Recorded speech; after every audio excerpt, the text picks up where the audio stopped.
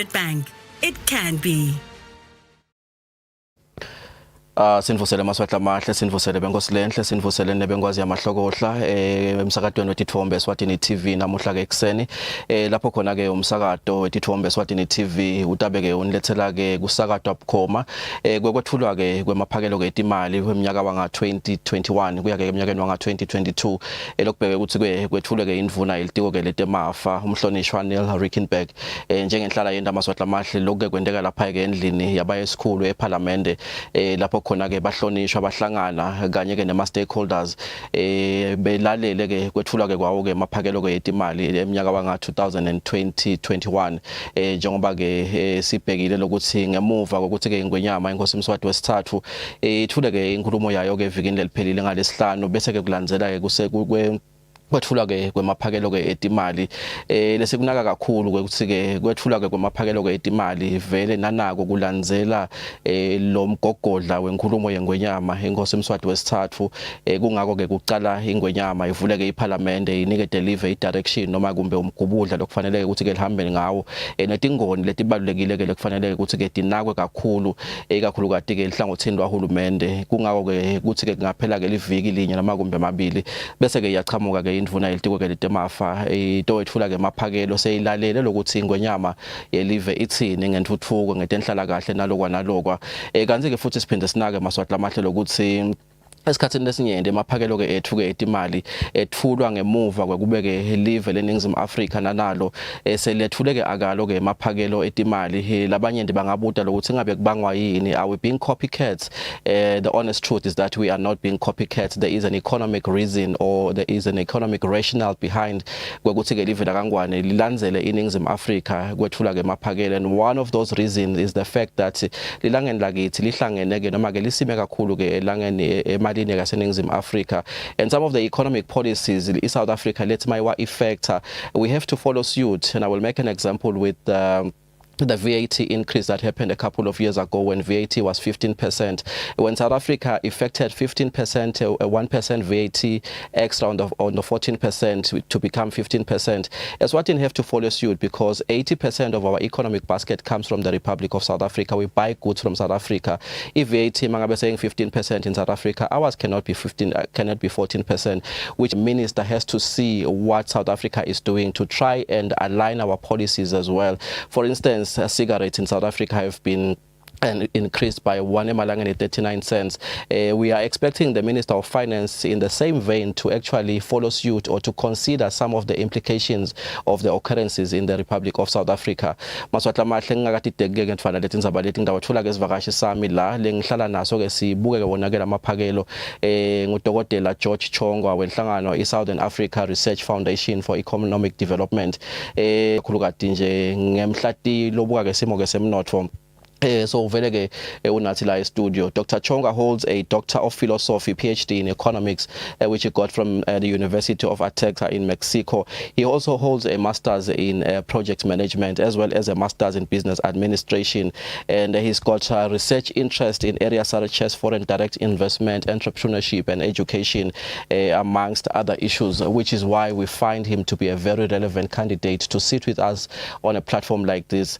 Let's talk ngako nje maswahla mahle ke sivuselane sibuke nekuthi ke ngabe inkulumo yayo ke ingwenyama Mswati wesithathu itheni mbambambamba lokungasenda ukuthi kumbe indvuna mangabe ke seyethula lamaphakelo sikwati lokubona lokuthi vele ingabe ihamba lapho khona ingwenyama yelive ihambe khona yini ngidavusela ke sivakashi sami Dr. Chongwa, thank you so much for coming through on Eswatini TV this morning to help us understand and it's just to discuss some implications or some expectations on this year's 2021 budget speech. A very good morning, Dr. Chongwa. Good morning to you, John, and I greet you viewers countrywide. Of course, Dr. Chongwa, I've already said my pleasantries, and I've already indicated the fact that some viewers may have concerns of the fact that we deliver our budget speech as a nation following a delivery of the budget speech in the Republic of South Africa. And some people may say we copy and paste what is happening in the Republic of South Africa. I've already shared a few insights, but you may want to add why the country delivers its budget speech following the delivery of the budget speech in South Africa as well. You can perceive it from an economic integration perspective. Our economy is a pegged economy of South Africa, basically meaning we are more or less like a subset of South Africa. And not only that, on a regional perspective, which is SADC and COMESA perspective, we are talking about regional integration. And now it is even going to the tripartite, whereby we are integrating COMESA, SADC, and ESC. So in terms of economic uniformity and consolidation is very, very vital. As we saw even on the African Union perspective, when we were dealing with the pandemic of COVID in terms of procurement of the vaccines, all African countries had to subscribe through African Union. Yeah. And of late, one of the agenda of African Union by 2060 is to ensure that we have what we call an integrated African economic system. So basically, we can't necessarily say that it's a failure of mandate to have a copy-paste, but we call it economic integration policies. Of course. And the fact that we are strategically positioned with South Africa, 80% of our economy in Eswatini and is in relation to South Africa. And also not only that, South Africa and Eswatini, they are all SACU members. So they have got common interests in terms of trade. So it is for this reason that moving at the same pace, it is very much viable advantage on our side. Of course. The delivery of the 2021 budget speech, Dr. Chongwa, comes at a time of uncertainty, more so because of the COVID-19 pandemic, which has ravaged not only the Kingdom of Eswatini's economy, but the entire African continent and the world over. And I was reading and looking closely at the King's speech of opening the 2021 Parliament, where he says we are fortunate that as a country we are going to be delivering a budget for the current financial year. Some African economies have been seriously ravaged to the point where even funding its current budget is going to be very difficult. How severe has this pandemic been on the economic front of things, not only for Eswatini, but for probably the SADC region in particular, which we are a member of as a kingdom? Actually, from the perspective of the IMF, it is projected that most developing countries, and mostly African countries or sub-Saharan African countries, they are likely to have a devastated economic structure, especially for the next 5 to 10 years. Because of the effects of the effect, actually not only the effect, but the impact of the COVID-19 crisis. It is going to make most of the African countries not be able to meet the Sustainable Development Goals of the 2030 agenda, looking at the fact that only a fraction were even able to meet the Millennium Development Goals. So we are in a situation whereby we are at crossroads. And not only that, most African countries have been involved in issues of foreign debt, especially with some of the developmental projects coming from the Asian banking system, whereby the fiscal policies of these countries are already indebted in terms of external debt. And not only that, they have to sort the internal crisis, which has been caused by COVID. And not only that, on the FDI front, foreign direct investment, most African countries have been surviving on FDIs, and because of COVID, we are likely to see a reduction of COVID between 30 to 40% according to IMF projections. So countries whom we cannot really mention are actually struggling to piece up the budgets, but it is fortunate enough that Eswatini has been able to patch up, if I may use that word, mobilize available resources and at least come up with a budget which we are looking forward that it will at least stabilize, then stimulate the economy in the long run. Of course. I think you will share your sentiments as we move along, Dr. Chongwa, in terms of your expectations. These are times of uncertainty, and you have rightly used the word to say Eswatini has been able to patch up resources to try and come up with a budget. Inkosi Mswati wesithathu yethuleke inkulumo yayo ke yekuvula ke iParliament njengoba ke sesivedile lokuthi cishe kuye kube ngiyo ke lenika ke live umgubudla ukuthi ke lingaphuma ke libheke kuphi noma ke lokugcina. In a 28 speech page, His Majesty King Mswati III also indicated the need for schools to open in the year 2021, although under careful guidelines, just to make sure ukuthi asitikhansi sibuyela emuva in terms of new infections, because I want to talk to an important part of the economic model in the Kingdom of Eswatini. But first, let us hear what His Majesty had to say about the opening of schools.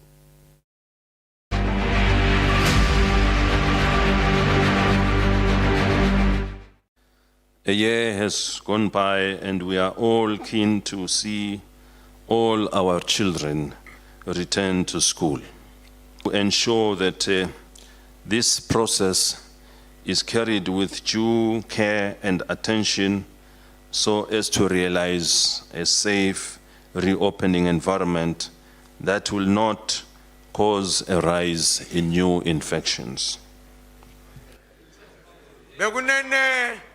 Umnyaka sowuphele gonqo sesifisa bonke abantwana babuyele esikolweni sidinga kwenta isiqiniseko sokuthi lokho kwenteka ngebunono nangekunaka lokukhulukade njengoba nathi ukuthi lona ngumliba wethu loya embili kude tikolo tivuleke ngendlela lephephile lengeke ifukule lo mahazane kabusha bekunene.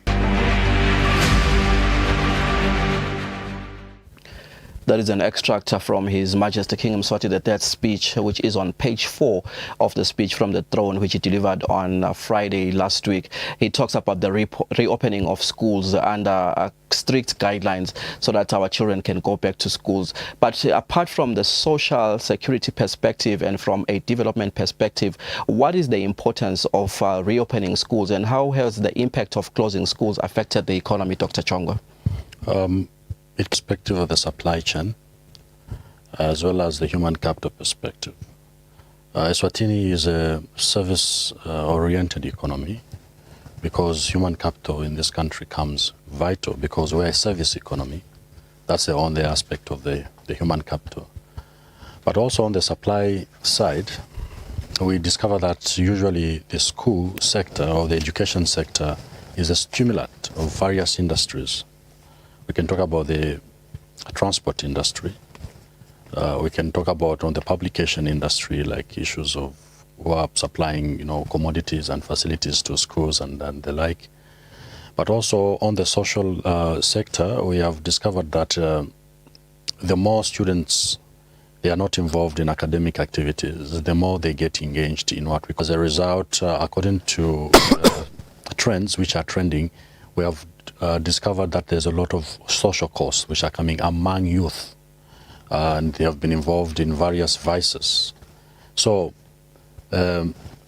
if the school system begins to function, it helps to minimize the negative implications of these particular vices that are happening. Let's take, for example, domestic violence, issues of drug abuse among young people, and so on. Which the King also mentioned in the speech, by the way. Exactly. Yeah. So all these things the school will relieve, because a school is a factor of developing the values and the norms of a given society. So we must not only look at it from the issues of getting grades, getting subjects, but we must always look at the education system as an integrative social structure that boosts the strengthening of social values and norms.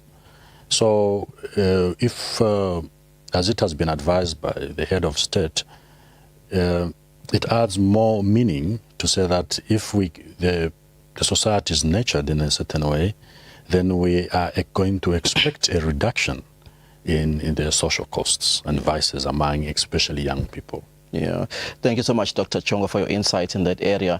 COVID-19 has been there for almost over 12 months now. We have experienced our first lockdown as a country. I think it was on the 27th of March in 2020. We are almost heading to March now, which is also going to be a completion of a 12-month period. But despite the challenges and the impact of COVID-19, there has been some positives as well. His Majesty does mention some of these positives that have arisen from COVID-19 and the lockdown periods which we've experienced as a country. We do hear His Majesty making mention of this fact, and we are going to be sharing that insight. And just to try and expand on some of the positives that have come despite the challenges or the impact of COVID-19 in 2020 and 2021.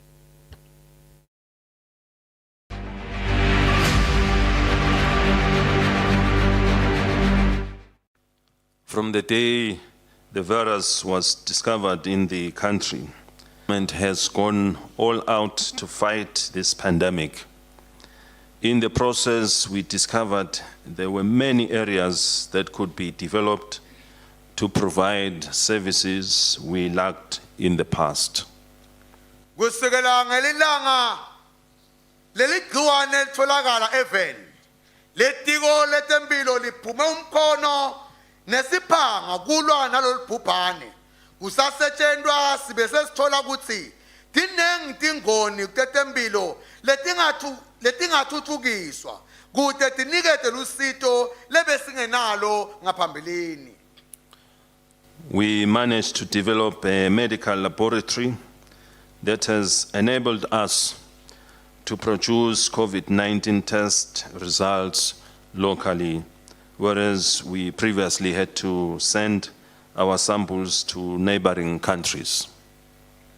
Sikhonile kuthuthukisa indzawo yelicwaningo yekusebentela abo sosayensi betempilo leyende sakhona kutihlolela nekutikhipela imiphumela yeluhlolo lwalomkhuhlane khona lapha eveni kani ngaphambilini bekuhanjiswa emasampuli aye emaveni abomakhelwane.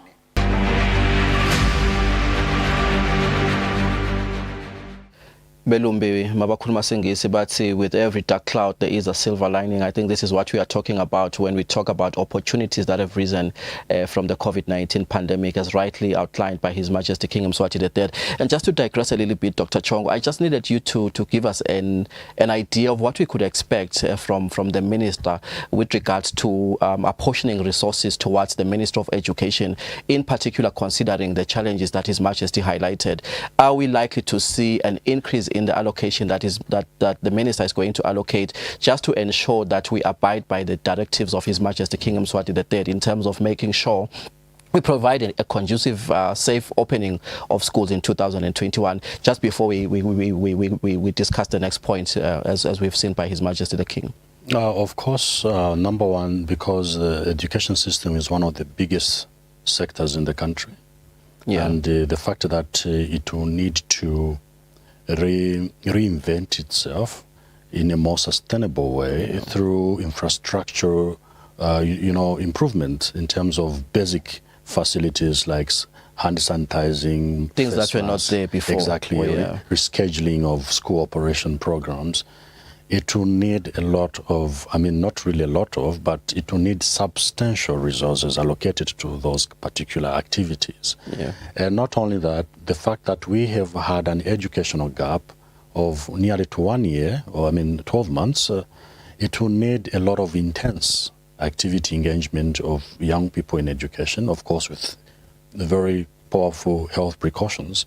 But on the other hand, we have also realized that the Minister of Education did a very good job, because the results of the previous results of the learners, despite the discrepancies in education, the results were very positive in the past 5 years. So to me, this would justify the means to ensure that a good priority in terms of financial allocation is given to the education sector. Of course. I saw in the Republic of South Africa some allocations actually increased by up to 10 billion for some sectors. Yes. Are we likely to see a substantial increase in the education sector? Say, for instance, if it was 3.2 billion in the past financial year, what increase are we likely to see? A 50% increase or even a 100% increase, just to try and meet the needs of the situation? We might not really expect a 100% increase in the educational sector, due to the fact that the revenues of the country are also right at the blink of a crisis. Yeah. Looking at the fact that we've a reduction of the SACCO receipts, we've got a reduction in FDIs, so the level of economic competitiveness is coming down. So if we have a 100% increase on the education sector, because the education sector is not like a manufacturing sector whereby you can realize the returns on investment in a short time. We only realize the returns on investment in a long time. Yeah. And right now, the country needs an escape plan. We need a quick fix so that we'll be able to float above the negatives, not in the negatives. So To me, we can expect not 100% allocation of resources on the education sector. But there definitely will be a significant increase. A substantial one, yes. Of course. And I have mentioned the fact that COVID-19 has brought a silver lining, that despite the fact that we've had many challenges and some negative impacts. His Majesty speaks of the fact that we've been able to identify some of those opportunities. And are we likely to see a reinforcement from a resources allocation perspective by the Minister to say, for instance, manufacturing, we need to strengthen the manufacturing of our sanitizers or your hand mask, your face mask and some other things. What are some of these opportunities that lie ahead for us? And are we likely to see the Minister prioritizing the manufacturing sector or some relevant sectors as regards to identifying opportunities? Exactly. We expect a lot of government interest in labor-intensive sectors. Because once the labor-intensive sector is kept on a sustainable pace, then we are sure that the GDP will float according to the expectations within the margins. Like last year, we have had projections of the GDP to increase to about 2.5%, but unfortunately that 2.5% was not realized due to the crisis. So the government's prioritization of ensuring that the manufacturing industry is preserved, because this is going to do a double impact in terms of the supply side and also on the demand side of the economy. It will help us actually to realize the importance of self-realization and dependence. So we expect a lot of attention given within the labor-intensive sectors. Yeah. Yes. Of course. In 2022, we were expected to have attained our status as a first world country. Unfortunately, because of the impact of COVID-19, His Majesty the King does allude to the fact that we are not going to be able to attain that status. And it is unclear at the moment to actually say when are we going to be able to attain a first world status as a country, calling on stakeholders to work collaboratively to ensure that our efforts are concerted towards realizing a new pathway for our country. We just want to find out exactly. We have been talking about Vision 2022 for a very long time. 2022 is just around the corner. What should we do now as a country? His Majesty speaks about this, and I am also going to be talking to Dr. Chongwa just to find out exactly some of the positives that this might have presented us with regards to re-strategizing, setting new goals and things like that. But His Majesty the King has spoken about the fact that 2022 is not going to be attainable. But does this mean we should sit down and relax, even from a resources allocation perspective, as we are going to be listening from the Minister of Finance later on, I think at about 11 or so. We just want to find out how reflective the resources allocation is going to look like, just to ensure that we are not going to lose ground in terms of some of the gains we've already made as a country.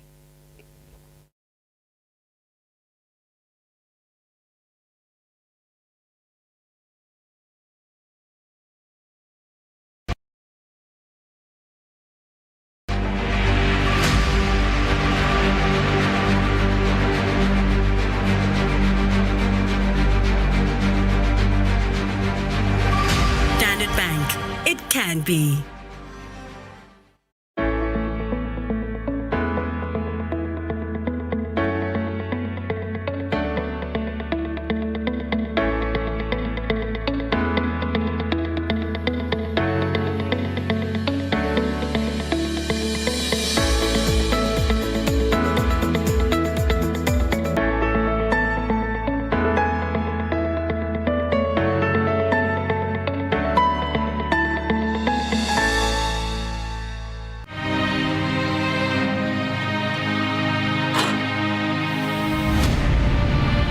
Bathi yonke imvutho idla umgwaja wesagila sayo.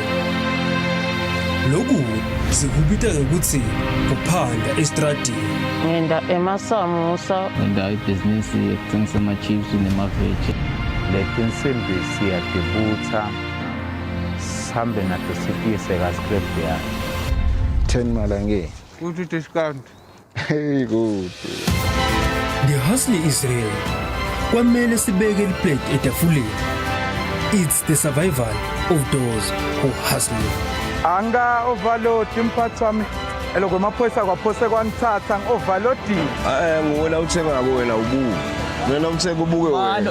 Ufuna ngibuke? Yekona Bram ndakuyisa. Hayi believe babe.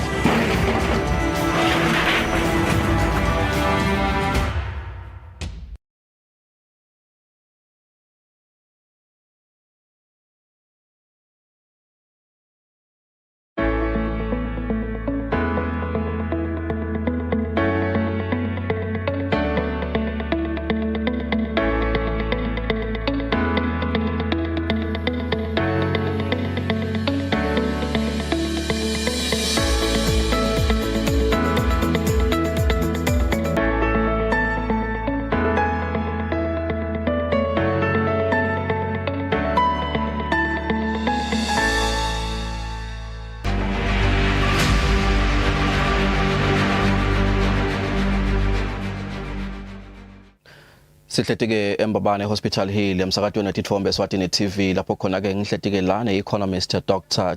George Chongwa kukhulumisa nje maphakelo ke imali esibheke ukuthi ke yathulwe ke induna yetiko letemafa umhlonishwa Neal Rijkenberg uthe ke mathutane lapha ke endlini yaba yesikhulu eParliament kalobamba thina ke sihletile lana sibuka ke lokukhulunywa ke ingonyama enkosi Mswati wesithathu mayivula ke iParliament ngalesihlanu ke evikini leliphelile lekungona ke uthathelwa noma kutawakhela ke lamaphakelo kiwo sihlatiya lokho Maswati lamahle buka ke ama positives kakhulu kiko lokho lokwasho ukukhulunywa ke ingonyama enkosi Mswati wesithathu kunebalingani bethu ke labaganekise ke lapha ke endlini yaba yesikhulu eParliament lapho kutawendeka khona ke lo msebenzi wekothulwa ke kwawo ke maphakelo ke imali kunensatheli yethu ke LinkedIn Gule lo esitawukhulumisana naye kafishana nje kuva ukuthi ngabe isimo sinjani emalungiselelo sebaqalile inibani bayafika bobani ama stakeholders labonakala ke aqhamuka ikakhulu kade ngalokuthi akufanana naseminyakeni lephelile siyathi lokuthi bobona ke be business community baqhamuka bekuvama kuba nebantu abesikole nanabo babe khona.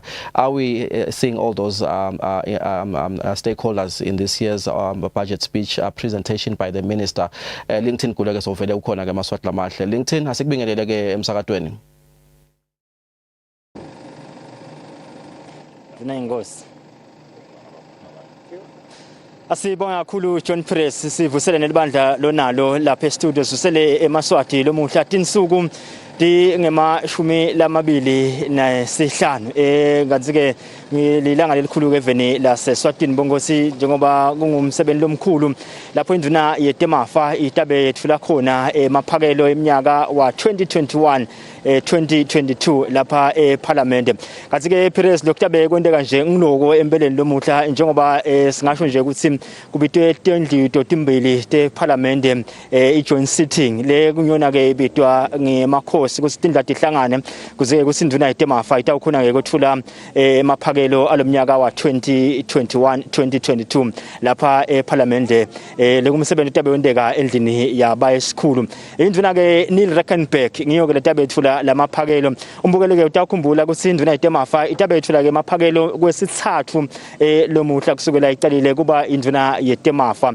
ithulile ngeminyaka wa 2019 2020 iyawethula ke lomuhla ngeminyaka wa 2021 unguminister John Perez we-13 nasiqhamuka le kubo 1967 sitawufika la kumnyaka wa 2021 ukusho nje ministers of finance lesike saba nawo lona nguminister we-13 kulelive laseSwatini minister Neal Rijkenberg kanti ke eminyakeni lophelile wa 2020 uwethulile emaphakelo John bethi suku bethi ngi14 bekuyingvalentine athula ke emaphakelo akhe esibili angindvuna yembuso kanti ke siqubulo sale amaphakelo lawa bebanake kakhulu bekuthiwa micro small and medium enterprises bekungumnyaka wesamabhizinisi labancane siyawuvakela lonyaka ukuthi ngabe indvuna ithi siqubulo salamaphakelo alonyaka ayawuhamba ngaluphi lunyawo cishe ngiloko lesitabe sigatsilo kwendeka konje manje indvuna nemalunga eParliament bayafika bayangena ngakhathi eParliament ngibonile induna yetinkundla ifika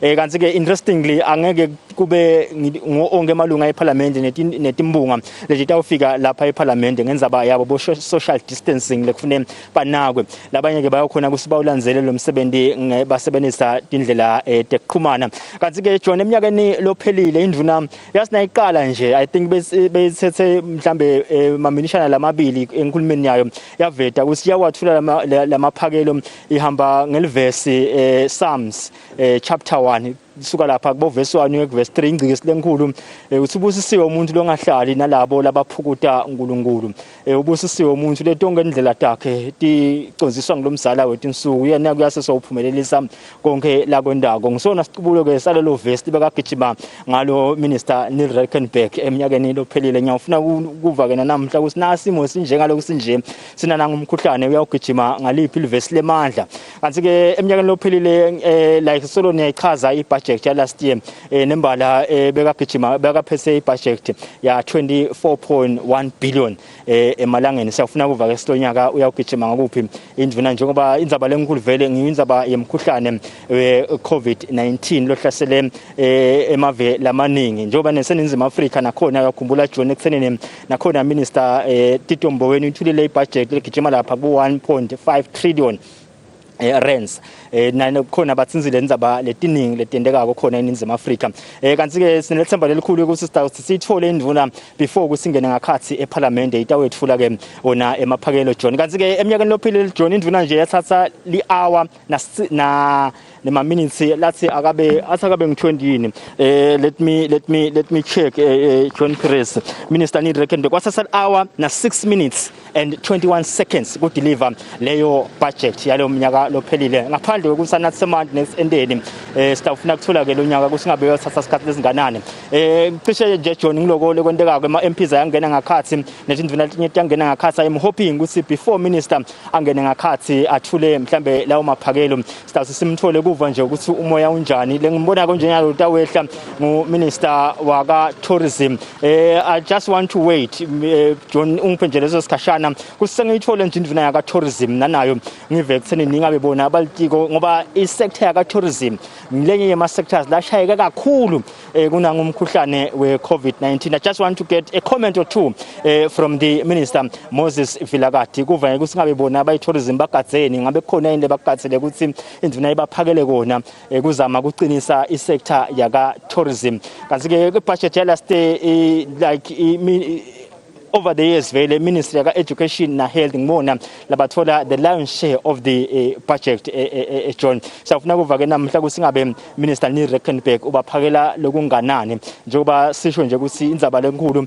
yawo lomkhuhlane we COVID-19 sifuna kuthola kusingabe bayachubeka yini lumye lotako ngibonako ngiminister waka justice and constitutional affairs Pholile Shakhanda naye utawungena ngakhathi endlini njengoba le indzaba enkhohlakalo lesiyafuna kuva ukuthi bayachubeka yini timali fakwe kubo ACC kuqinisa inhlelo tekulwa nenkohlakalo eveni laseSwatini kuze kusumnotho utawubuya usimame John my colleague Gianni Msibi is trying to speak to the minister for waka tourism minister Vilakathi lo qhamukako nje manje John Press sithathola nje uqunjube munye uyo indvuna ngawo lamaphakelo latawethula nguminister Neal Rijkenberg the minister is slowly getting closer to me minister for tourism and environmental affairs Minister Moses Vilakathi Mr. Minister the minister is here John I just want to get a comment or two from him Minister, thank you so very much. Maybe you can come closer, Minister. You look very smart. Yes, I'm excited. Angeke ngikushaya ndvuna. Ibill seyikhalile ngakhathi Minister. Minister Neal Rijkenberg utawethula emaphakelo tourism ishayeke kakhulu kunangumkhuhlane. Are you expecting something from the minister today? Thank you very much. Obviously, when you come for a budget speech, you always have high expectations. And as the Minister of Tourism and Environmental Affairs, we are also expecting something from the Minister. What it is, I don't know. It might be good news, it might be bad news. It might be the same. But we have got to realize that the SONA was very clear that we are trying to consolidate the areas, the expenditures that have obtained over the years. And so I think it will be a big balancing act from the Minister of Finance to ensure that as much as we are doing the consolidations, but we also expand the economy, because it's only through the expansion of the economy that we can reap benefits downstream. Minister ikhalile ibhela ngakubambelele siyabonga kakhulu ndvuna yenkosi. A pleasure. Minister waka tourism Minister Moses Vilakathi lechaza sinanabo babhekile lokuthenini mhlambe kube khona lebasitakala ngako bayi sector yaka tourism. John Press asithathe inzambo la eParliament steaming sekuwo sitawuqhubeka na umsebenzi like ngishito ukuthi we try by all means to get the minister Neal Rijkenberg, the 13th Minister of Finance kusukela nga1937 even Eswatini. He will be delivering his third budget speech kusukela abayinduna yetemafa. John Press, back to you. Intatheli yethu nguLengthini Gule ulapha ke endlini yeParliament kalobamba. Ngiyamthanza Lengthini Gule. He's a man of details. He's giving us all the facts that that also help us to understand where we're coming from as a country, from the fact that this is the 13th Minister of Finance in the Kingdom of Eswatini, and the fact that last year's budget speech by the minister was exactly 1 minute and 6 seconds. He's already have it written down there. He can't miss it. And the fact that last year's budget was 24.1 billion. Dr. Chong, all these details help us to understand the dynamics of formulating a budget. It's a big event in the national calendar of the Kingdom of Eswatini. From 24.1 billion, if we're looking at the impact of COVID-19 and from a revenue generation perspective, we were hit in so many fronts because of COVID-19, even from an import and export dimension, you know. Are we likely to see this budget remain the same? And I think this is my sentiment. I feel strongly that the country is struggling with resources, even from like I've said, from an export and import perspective, you know. If our budget was 24.1 billion, do we have the resources to make this budget 25.2 billion, for instance?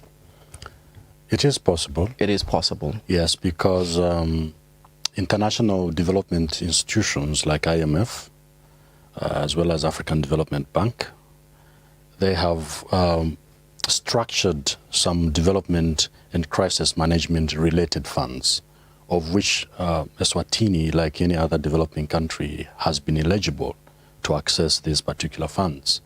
So it is very much possible, looking at the fact that COVID-19 is not only a national problem, but a global crisis. And the goodness is that the country is eligible for external financial support, which is basically like IMF.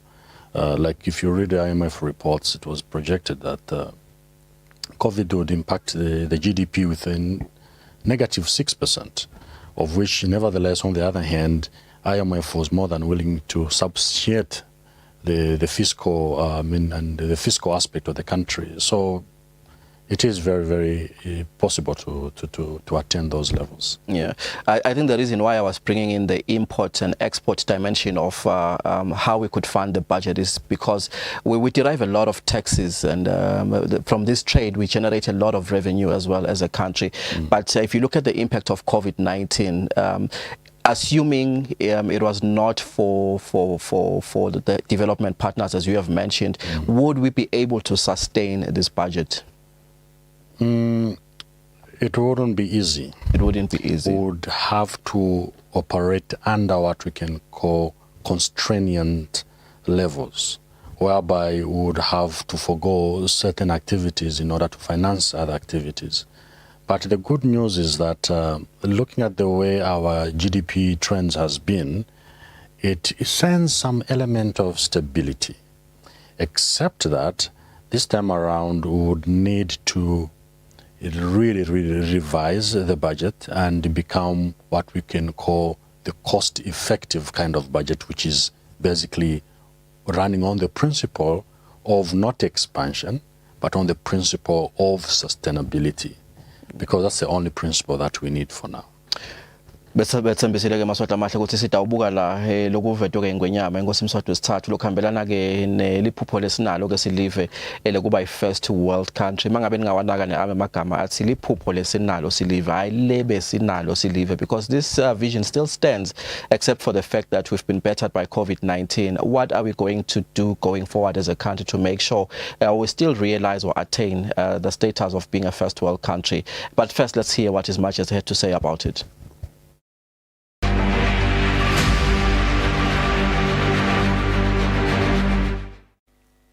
Since we earmarked the year 2022 as the year to attain first world status, it is clear that we are not going to reach that target. We hope it will not take us too long to get back on track and attain it. Njengaloku sasiqokise umnyaka wa 2022 kuthi kube ngumnyaka ukufika esigabeni semave lathuthukile. Kusebaleni ukuthi singeke sikhone kufika kulomgomo. Siyethemba ukuthi angeke kuthathe liqhi kuthi tibuthe sibuyele lifezeke leliphupho lethu. It is not easy to even imagine which will be the rightful year to set as our new target while we are in the process of fighting this outbreak, as we have no idea when it will actually end. Akusilula nekabanga ukuthi sekungaba ngumuphi umnyaka lofanele siubeke njengemnyaka wekufeza tifiso tethu. Kwatise ukuthi sisekulomshikashika wekulwa nalokubheduka kwalesifo lesingakwati nekuthi kuyawuphela nalikuphi la.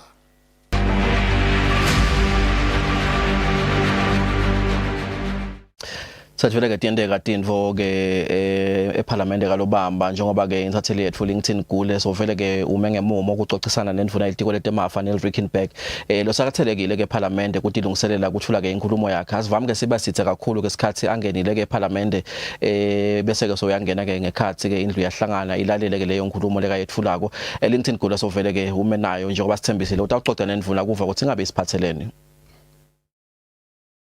On the ICT side, I'm very happy that we have also budgeted for the data recovery site. That will be the backup site for RSTP, which is a very, very critical project that private sector investors who want to use RSTP have been crying for. So I'm very, very excited about today's budget speech. Thank you so much, Minister. Ngithemba sesitaqfola ndvuna nakusayiphelile ibudget angakubambele siyabonga kakhulu isikhathi sakho. Thank you. Indvuna ngitema business mangoba khumalo John letinye indvuna tiyetla Minister Tambo ginana naye uyehla uyangena ngakhathi eParliament njengoba ibheli seyikhalile tiyafika tindvuna umsebenzi ikubhekile kusi uqale John Press masinyane nje nase tiphelele tonke tindvuna John angisase tonke nzambo ngitiletse kuwe studio sisalungiselela tsine kuqala umsebenzi lapha endase eParliament. LinkedIn Gule bekaxoxisana ke nendvuna yelitiko ke lete kuthengiselana namabhizinisi lephinze ke ibambeke ehlangothini lwete kuchumana nekwatisa lapha ekhaya ngomhlonishwa Mancoba Khumalo uxoxile ke nendvuna kube kufishane kakhulu umhlonishwa Neal Rijkenberg esikabe ke nelithuba lekuva ukuthi ngabe itheni ke indvuna. Dr. Chongwa, His Majesty speaks about the fact that unfortunately because of the impact of COVID-19 we will not be able to attain our goal in 2022 as we had set it for ourselves. That is well and good as articulated by His Majesty the King, and I think it gives us hope when it comes from the head of state, you know.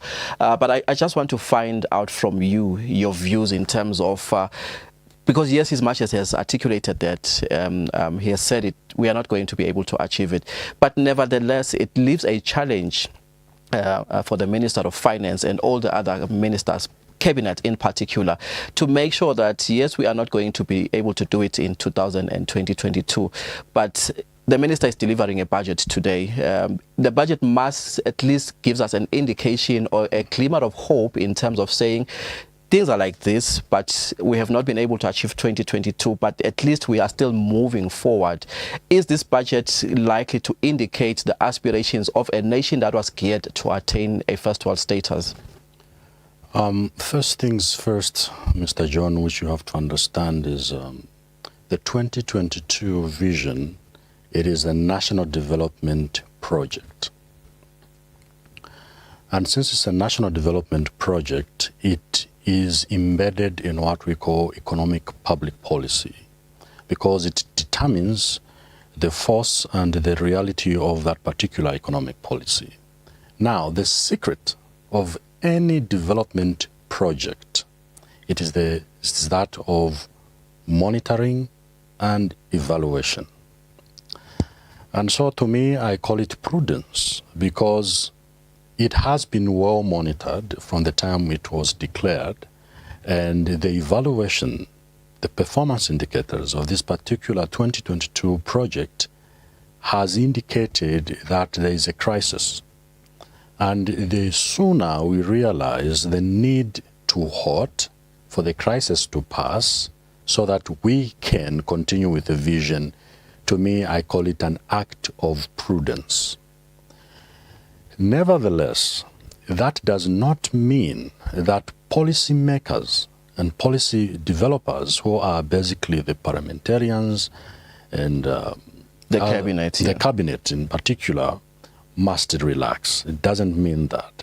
But they must always shift on the more innovative, creative, and preservative aspect, so that immediately after the crisis is cleared, the vision will continue to be on road. So basically, to me, it is borrowed on the principle of strict monitoring and evaluation, because it helps actually to manage economic resources more effectively. Yeah, and I think I just want to interject, Dr. Chongwa. I hear economists and policymakers talk about the need for nations to be resilient during this period. What does this resilience mean, in particular when at the same time you are expected to achieve a certain measure of economic growth?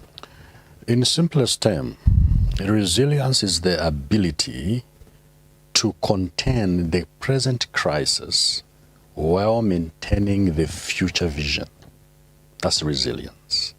I repeat, it's the ability to maintain the present crisis while continuing with the vision. That's resilience. Yeah. Because the resilience principles, they help you not to operate on a retrogressive aspect, but you'd rather halt and move forward. And also, one principle that guides resilience is the principle of what we call strategic retreat. When you have seen a crisis in front of you, it's either you retreat and revise yourself so that you'll be able to combat that particular crisis. This is the prudence principle. So resilience, for now, it must be the buzzword. Not only resilience, but we should also promote a lot of robustness.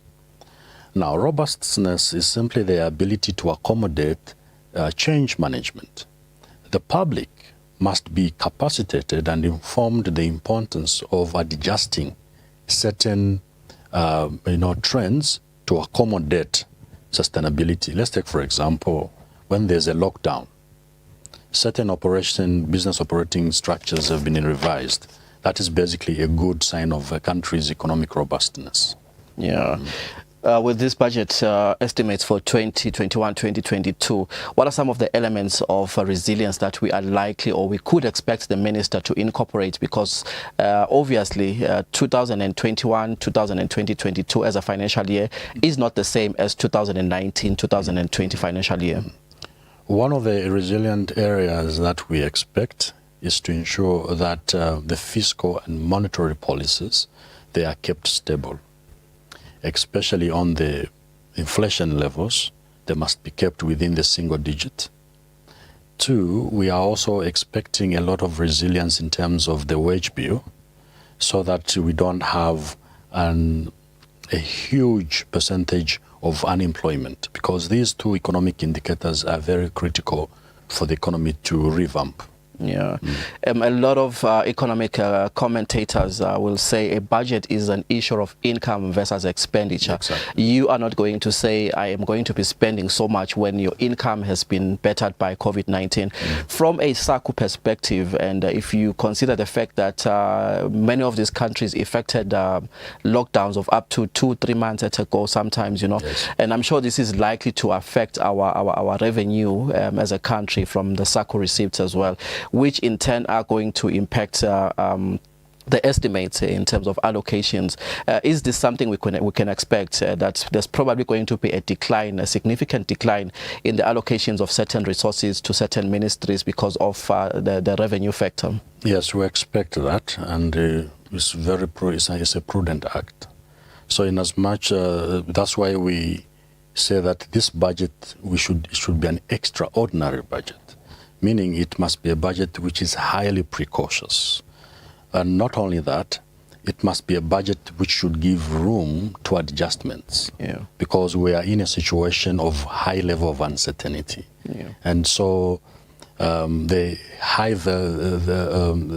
degree of the financial budget to adjust within its limits, it is going to really put the country on a more stable platform. I don't know if you are privy to what happens prior to the delivery of the budget speech or the formulation of the budget speech itself, just behind the scenes, prior to the months prior to the day we are today. Someone is going to say, is this Minister Rijkenberg sitting in his house and just thinking 2 billion to the Minister of Education, 3 billion to the Minister of Agriculture, and so forth? What are some of the processes involved in formulating a national budget, Dr. Chongwa? That's an interesting question. Basically, we've got what we call economic indicators. And these economic indicators are informed by three principles. The precedence, which is the past, the present, and the future. Then after that, we'll be able to allocate resources to ensure that there is stable continuity. So it's not necessarily a guesswork mathematics. It's not. No, it's something informed. Thank you so much, Dr. Chongwa. Se tivele tiende katini fama swatla mahle lapha ke endlini abayesikhulu eParliament sibona ke umhlonishwa ke noma ke lo bambe ke kuba ke ngumsomlomo wendlu yabayesikhulu uvele ke so uyacala ke kwethula ukuthi ngabe kudawende kani kulo msebenzi.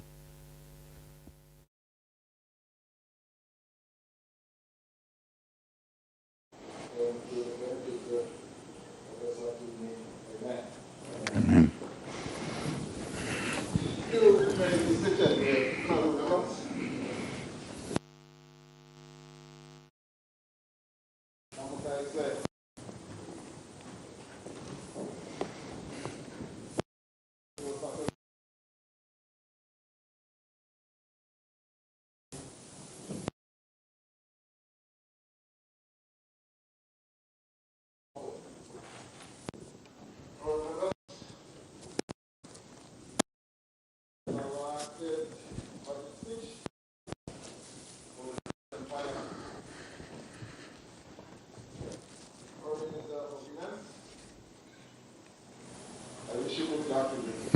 Thank you, Honorable Speaker.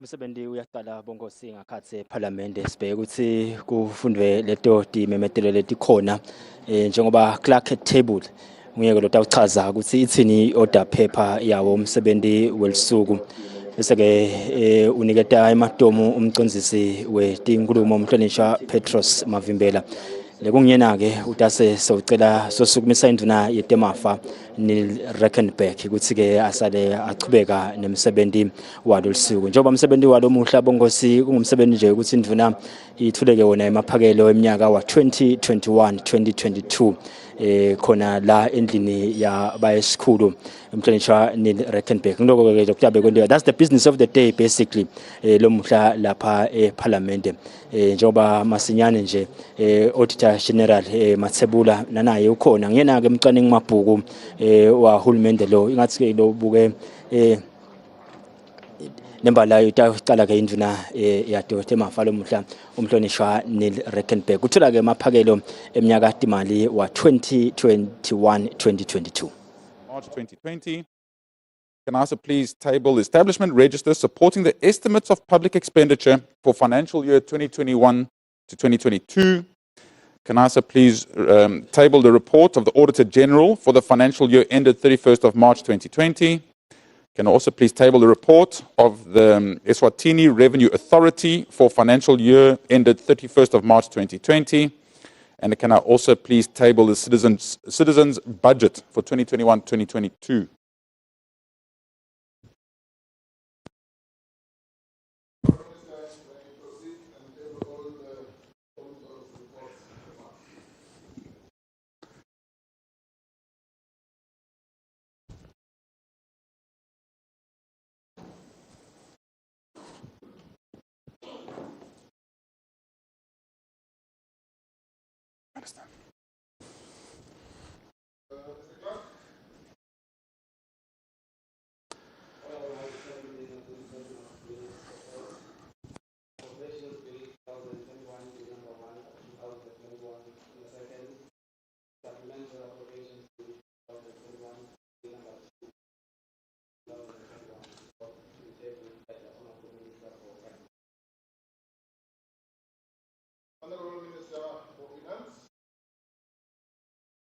Thank you, Honourable Speaker. With your permission, Leader of the House, may I please table the Appropriation Bill 2021, Bill number 1 of 2021. It comes with a certificate of urgency. And can I also please table the Supplementary Appropriation Bill, Bill 2021, Bill number 2 of 2021. It also comes with a certificate of urgency, Honourable Speaker.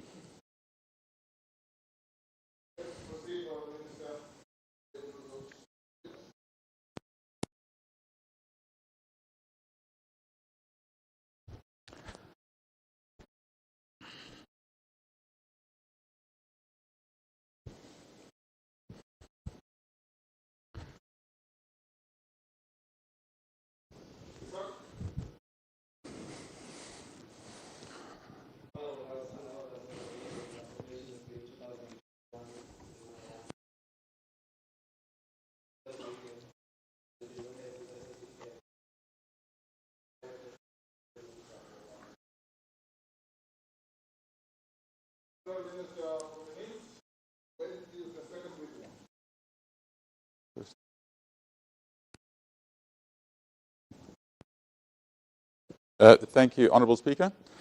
With your permission, the Leader of the House, may it please be forthwith.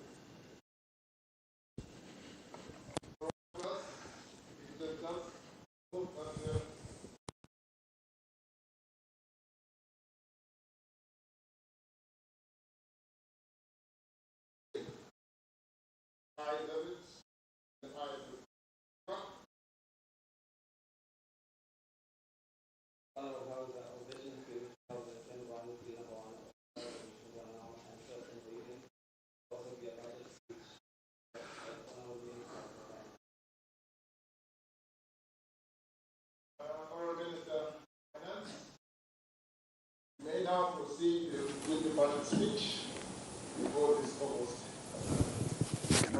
Can I take this off?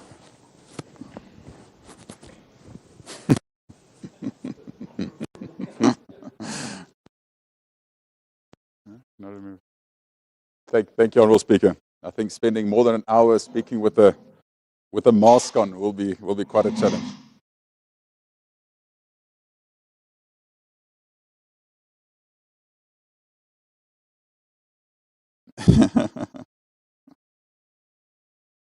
Thank you, Honourable Speaker.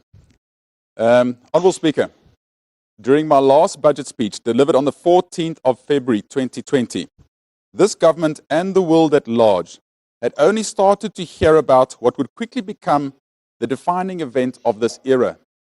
It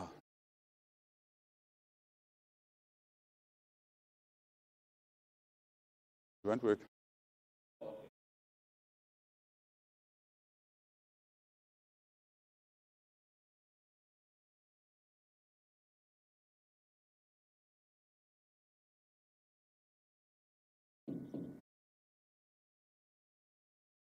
Let me start again, Honourable Speaker. Mr. Speaker, during my last budget speech delivered on the 14th of February 2020, this government and the world at large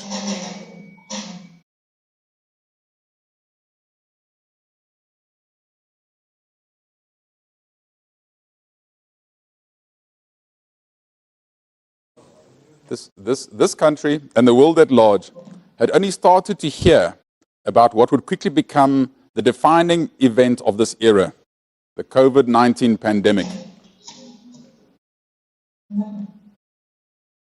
We honor the memory of every person that has succumbed to this pandemic and mourn our collective loss, including the untimely demise of our colleagues and friends in government.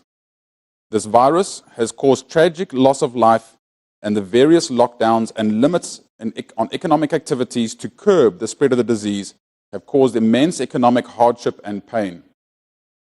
We stand in solidarity with every family that has experienced grief, suffering, and uncertainty through the last year.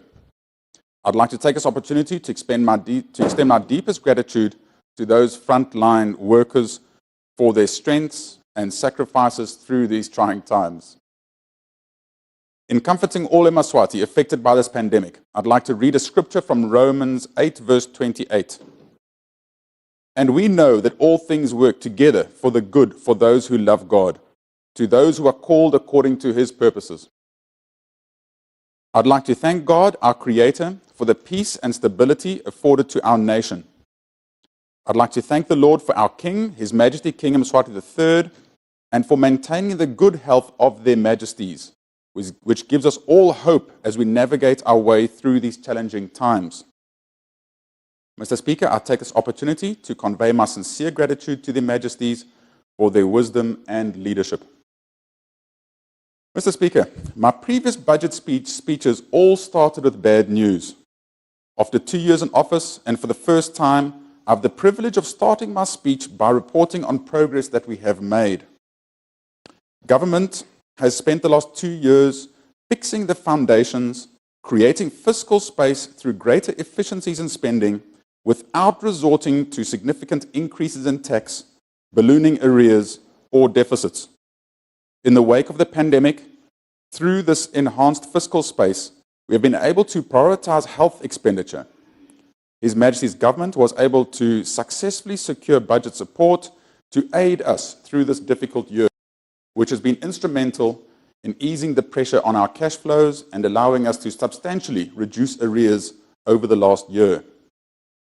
We've been able to leave no stone unturned in our response to the pandemic. This is a result of the combined efforts of Parliament and government in defining and implementing solutions.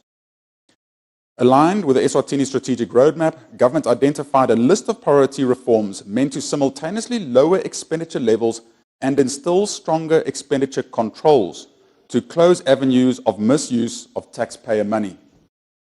Government has worked hard to rethink our expenditure priorities and to fix the holes in the bucket. It is with immense pride that I can stand before you today and say that we are beginning to see the fruits of our labor. A number of budgetary and expenditure reforms have been enforced in our chronic problem areas such as CTA, Travel and Palala Fund. We have overhauled our infrastructure procurement process, creating fiscal space to accommodate the much-needed spending in the essential sectors. If there's one key takeaway for us through the course of this pandemic, it is that government can afford to be streamlined in terms of both size of our spending and our civil service complement. COVID-19 restrictions curtailed government's operations and consequently government's running costs. Echoing His Majesty's call that we need to achieve more with less, we intend to use the lessons we have learned in this new normal to streamline further, allowing for flexible spending that adapts to the demands of the day. Guided by this Eswatini strategic roadmap, we have prioritized the growth of the private sector through reforms in our regulatory framework, in our procurement process, by stopping unauthorized expenditure and by ensuring that arrears management and clearance is the top of our agenda. This administration has displayed its commitment to creating the necessary preconditions and enabling environment for a private sector-led economy. In the full knowledge that a thriving private sector drives growth, improves living standards, and enables the creation of employment opportunities for every Liswati, not merely as a welfare measure, but as a necessary component to our nation's advancement. Mr. Speaker, I can confidently say that for the first time in many years, the fundamentals of our economy are slowly and steadily improving. However, while we are busy fixing our fundamentals, we must acknowledge that there is yet a mountain to climb. We entered the COVID-19 pandemic from an already deteriorating macro fiscal framework with sluggish growth and waning institutional strength. The widespread effects of the pandemic on the fiscus and the economy have significantly and permanently altered the course of our trajectory. Do not get the basics right, we'll remain in an unsustainable fiscal position. And we will see the effects of the pandemic persist over the medium term. It will negatively affect each and every Eswati due to the stagnating economic growth, subdued employment creation, lower revenue receipts, and higher debt servicing costs. Driven by higher than average SACA receipts, revenue collection in 2020-2021 was at record highs. As a consequence of the pandemic, however, SACA receipts are projected to decline significantly and steadily over the medium term. While the projected pressure on our revenues, the next 3 years are going to be even tougher. Mr. Speaker, as we are focusing on growing out of the situation we are in, we need to ensure that government is as effective as possible, doing as much as possible with the minimum resources. We are not content with simply putting the pieces back together. Eswatini has been on a path to reform for 2 years now, showing the discipline to put our house in order. Mr. Speaker, this pandemic has caused pain across the board. However, we are on a mission to change the fabric of our economy, reforming our regulations and processes to accommodate efficient spending, limited waste, rooting out corruption, overhauling our tax system, and ensuring effective service delivery. We are steadfast in our resolve to take deliberate and decisive actions to put this economy on a sustainable path to realize its full growth potential. Mr. Speaker, the year 2020 has been a landmark year for the global economy. What began as a health crisis eventually grew into a global economic crisis. The IMF expects global output to have contracted by 4.4% in 2020. Conditional on a significant decline in the spread of the pandemic in 2021, estimates project to rebound from the low base to 5.2% growth. However, the observed resurgence of coronavirus infections and severe second wave, additional lockdowns in most countries do pose a serious threat to even this outlook. The IMF forecasts sub-Saharan Africa's economic activity to contract by 3% compared to the pre-pandemic forecast of 3.6% growth. South Africa's economy grew by a mere 0.2% in 2019 as a result of the labor strikes, energy supply disruptions, and weak agricultural production. In 2020, as a consequence of the pandemic, the IMF revised South Africa's growth from a positive 1.1% to a negative 7.2%. Nevertheless, towards the end of 2020, growth is anticipated to rebound to 3.3%. Mr. Speaker, the Central Bank of Eswatini's monetary policy stance was both accommodative and stable throughout the year 2020. The main objective has been to provide a supportive environment to the economy amid the devastating impacts of the coronavirus pandemic. Mr. Speaker, in the domestic economy, the coronavirus pandemic has accelerated an economic and fiscal deterioration that was already underway. The lockdowns and weak external demands are expected to have triggered an economic recession in 2020, as economic output is expected to contract by only 2.4% compared to growth of 2.2% recorded in 2019. Lockdowns affected since mid-March are expected to have impacted domestic demand, particularly manufacturing, especially tourism, construction, and other trade sectors. The uncertain outlook is expected to persist over the medium term. Projections indicate a rebound in 2021, with economic output expected to recover from the low base and increase by 2.7%. However, elevated downside risks remain for the domestic economy. Additionally, an anticipated second-round effect on SACA receipts due to the trade disruptions will further deteriorate government's fiscal position and pose a risk to economic growth. Headline consumer inflation averaged 3.7% for the 10 months to October 2020, compared to 2.8% in the same period the previous year. This increase was largely attributed to the rise in food and transport inflation. Food inflation grew by an average of 4.1% in the first 10 months of 2020, which is 2 percentage points higher than it was in the corresponding period the previous year. Transport inflation accelerated from 1% in the previous year to 3.7% in the period under review. The increase in transport inflation mainly resulted from increases in public transport fares. During 2020, international oil prices plummeted in the first 5 months of 2020, and this led to a decrease in the domestic fuel prices of up to 200 cents per litre. However, international oil prices rebounded in the second half of the year, leading to inevitable fuel price increases, reversing the partial gains observed in the earlier months of the year. Supply chain disruptions led to a rise in healthcare inflation from 0.5% in 2019 to 2.1% in 2020. Preliminary balance of payments for Eswatini points to a sizable current account surplus in 2020 of 4.3 billion emalangeni, approximately 6.8% of GDP. This was due to a positive trade balance and consistent surpluses in the secondary income account. The trade balance amounted to 3.7 billion emalangeni in 2020 compared to 3.8 billion emalangeni recorded in 2019.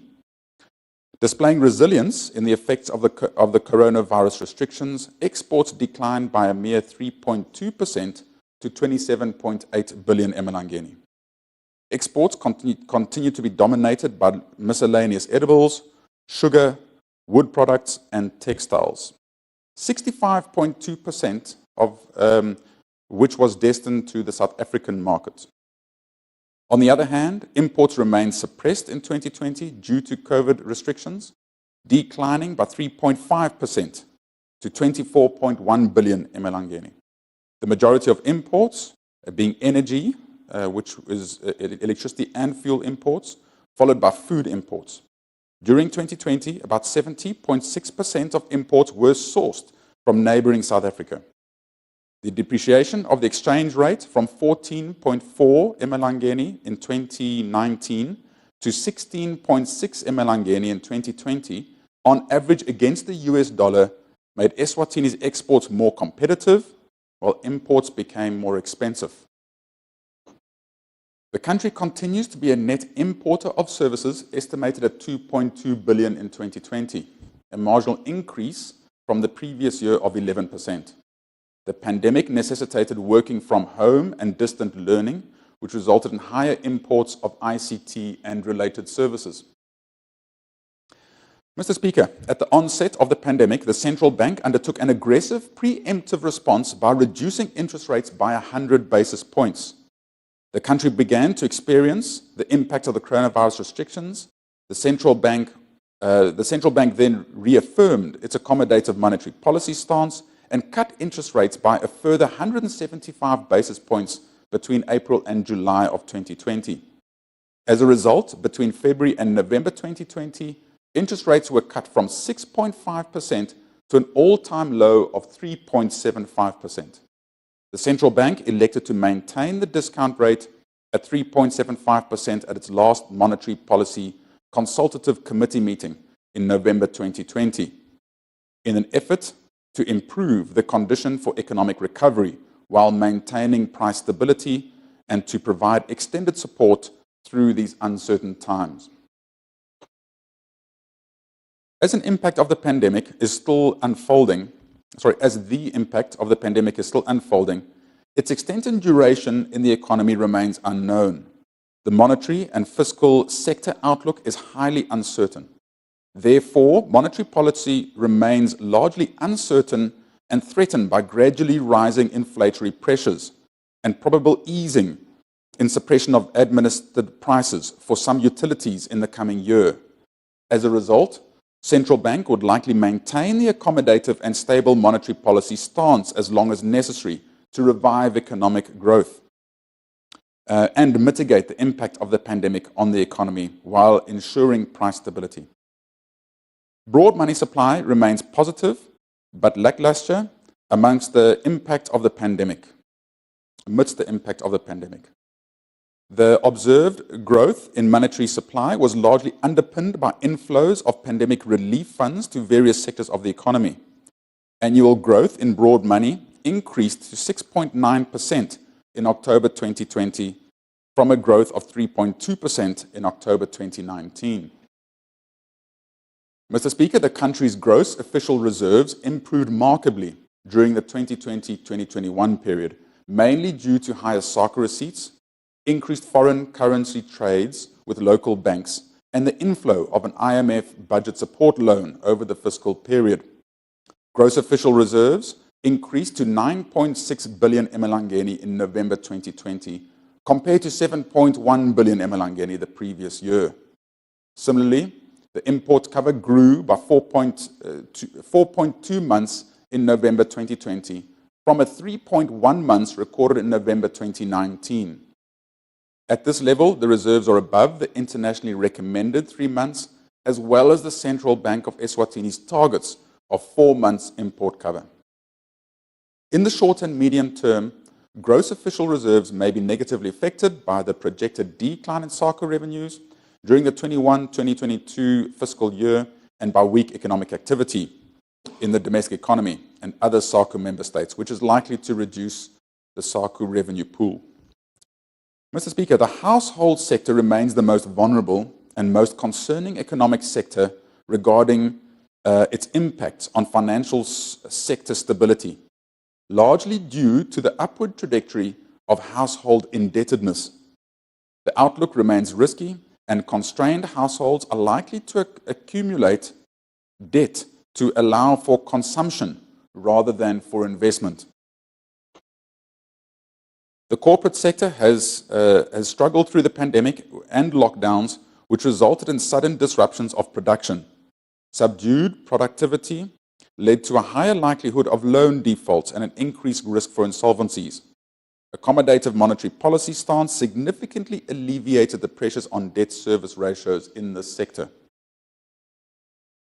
In an effort to alleviate the adverse impact of the pandemic on the banks and their customers, the central bank issued a circular on regulatory relief measures and guidance to banks in April 2020. The measures included lowering the liquidity requirements from 25% to 20% for commercial banks and from 22% to 18% for the development bank. This was aimed at improving liquidity in the financial sector to support private sector-led growth. In this regard, the central bank also reduced the cash reserve requirement from 6% to 5%. The central bank then encouraged banks to work with customers and consider reasonable restructuring arrangements for struggling loans, as opposed to foreclosure on them. The banks were also encouraged to grant payment holidays and waive fees and penalties to affected customers during the pandemic. These forbearances were welcomed by the banking industry, and as of September 2020, a total of 1.2 billion emalangeni in payment holidays has been granted by the banks for the period not exceeding 6 months. Mr. Speaker, the domestic banking sector remains resilient, underpinned by adequate capitalization and a satisfactory liquidity position. Profitability is, however, likely to be dampened due to the negative effects associated with the pandemic. For the quarter ending in September 2020, the banks recorded ratios above the stipulated minimum statutory capital and liquidity requirements. The banks have so far managed well, displaying extraordinary resilience in the current environment. The central bank is closely monitoring the sustainability and the position in the face of prolonged effects of the pandemic. Mr. Speaker, in the wake of the pandemic, government has launched a post-COVID-19 economic recovery plan with a projected investment outlay of approximately 30 billion emalangeni, largely concentrated on private sector projects. A multi-sectoral implementation team was formed, and in the marked departure from the past, government decided to have the strategy private sector-led, with government providing the oversight. Instrumental in this decision was the fact that the private sector has both the greatest capacity to fast-track implementation and the greatest interest in ensuring the success of this plan. As the nation has witnessed this past month, the opening of the Kellogg's factory, creating 250 jobs, is but one example of these efforts. We've been seeing some exciting new developments in the private sector. Eswatini businesses have diversified operations and retooled their factories to respond to the pandemic, producing export quality personal protective equipment and sanitizer. A budget reallocation of an amount of 100 million emalangeni has been made in this financial year towards the building of factory shells across the country. Another important component of this plan is the expansion of women-led textile industries, which has been instrumental in boosting viable employment for women. The focus of this endeavor has been to devolve economic activities to the Tinkundla and create jobs where people live. Despite the challenge caused by the pandemic and lockdowns, a number of projects are now at advanced stages of implementation. The post-COVID team reports regularly to a special ministerial committee, and the nation will continue to see implementation of this job-focused plan in the course of the year. Mr. Speaker, due to the relatively lower borrowing rates, total private sector credit extension declined over the year under review. During the first 9 months of the year, annual growth in private sector credit was in negative territory, exacerbated by uncertainty amid coronavirus-related restrictions on economic activity. Between April and September 2020, the annual growth in private sector credit averaged a negative 3.7%. However, recent data suggests that the favorable lending rates and the opening up of economic activity have begun to encourage private sector credit extension. As a result, credit to the private sector increased by 1.8% year-on-year to reach 15 billion emalangeni in October 2020, from an increase of 0.6 percentage points in the previous year. Mr. Speaker, Eswatini continues to be number 1 in trading across borders in Africa and ranking 32 out of 190 countries in the world. New trade opportunities are being created, including the African Continental Free Trade Area and the Economic Partnership Agreement between SACU member countries and the Republic of Mozambique. And the United Kingdom and Northern Ireland, both operational from the 1st of January 2021. Government also continues to persevere to enhance trade relations and take full advantage of existing trade agreements, such as the Economic Cooperation Agreement between Taiwan and Eswatini. Similarly, as a response to the effects of COVID-19 pandemic, the AU Assembly of the Heads of State and Government has included health and education to the priority list of sectors to be liberalized, and thereby provide export and investment promotion opportunities for the private sector. Closely related to the coronavirus pandemic, there is a new initiative to develop an e-commerce strategy for Eswatini with support from cooperating partners. The launch of Eswatini Trade Information Portal in September 2020 has ushered traders into a new era, enabling access to all trade-related information from one source. Through the Industrial Infrastructure Development Program, government continues to develop quality infrastructure to support industrialization. It's important to note that infrastructure is a key enabler to productivity, industrialization, and sustainable economic growth.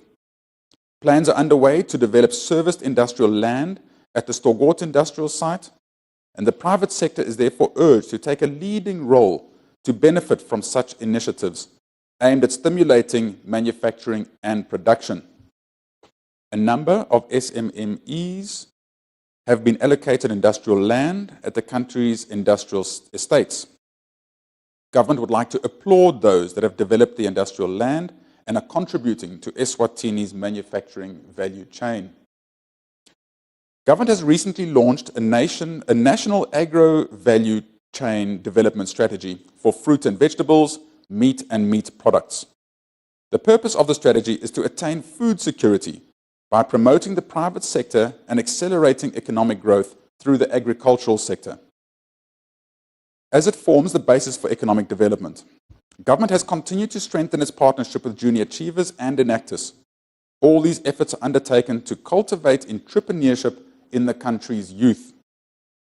Mr. Speaker, government continues to foster the development and promotion of MSMEs, and a number of important milestones have been reached, including the construction of the Manzini Trade Hub, the Informal Traders Revolving Fund, leather and leather products development, as well as participation in the International Forum advancing the agenda of MSMEs, development and promotion. To improve access to affordable finance for entrepreneurs, government has partnered with FinCorp to provide short-term business loans to informal traders. The Informal Trade Revolving Fund enables micro businesses to access loans at low interest rates. The fund, which was capitalized at 7 million emalangeni, has already benefited 102 micro businesses in the Manzini region and plans to extend across to other regions. Government's in the process of establishing an electronic one-stop shop, which will host a number of services, including company registration, license fees, issuance of work permits, health inspections, labor compliance, and registration for utilities, including electricity, water, and telecommunications. Evidence reveals a high correlation between countries that have made significant ease of doing business improvements and the establishment of a centralized one-stop shop facility aimed at reducing the number of days it takes to start a business. Our goal is to reduce the time frame of starting a business to 5 days. Mr. Speaker, the pandemic has created a multitude of challenges in our progress towards universal health coverage as outlined in the National Health Sector Strategic Plan 2019 to 2023. The first case of coronavirus in Eswatini was identified on the 14th of March 2020, and subsequent to that, the partial lockdown was implemented. The Lebombo Referral Hospital was designated as a coronavirus site for moderate to severe, including critical cases, and the Mavuso Trade Center for mild and asymptomatic cases. Recently, COVID treatments were expanded to other health facilities and clinics. Mr. Speaker, as I mentioned earlier, our health workers are working tirelessly and fearlessly to assist those who are infected with the virus. I urge all of us to continue praying for them as they execute their duties. Let us keep in mind these words from Scripture. The Lord is my light and my salvation. Whom shall I fear? The Lord is the stronghold of my life. Of whom shall I be afraid? When the wicked advanced against me to devour me, it is my enemies and my foes who shall stumble and fall. Though an army besiege me, my heart will not fear. Though war breaks out against me, even then I will be confident. These words are from Psalm 27 from 1 to 3. With God, we will conquer this pandemic. It is commendable, Mr. Speaker, that the Kingdom of Eswatini has been recognized for being one of only 2 countries in the world to have achieved the UNAIDS 95-95-95 targets, meaning that 95% of people living with HIV are aware of the HIV status, 95% of those that are aware of the HIV status are on ART, and 95% of those on ART are virally suppressed.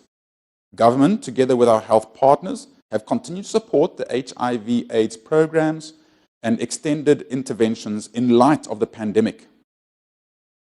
In the last year, we have been able to increase access to services while ensuring that patients are protected from the risks of coronavirus at healthcare facilities or while en route to health facilities. Eswatini continues to be severely burdened by the dual TB/HIV epidemic, placing the country amongst the highest TB/HIV burdened countries in the world. TB incidence rate is currently estimated to be 441 per 100,000 population. TB-related mortality, excluding HIV, is at approximately 12 per 100,000 population and 45 per 100,000 population for TB/HIV co-infected patients. To respond to such a challenge, government has continued to intensify case finding through systematic TB screening at all health facilities and communities.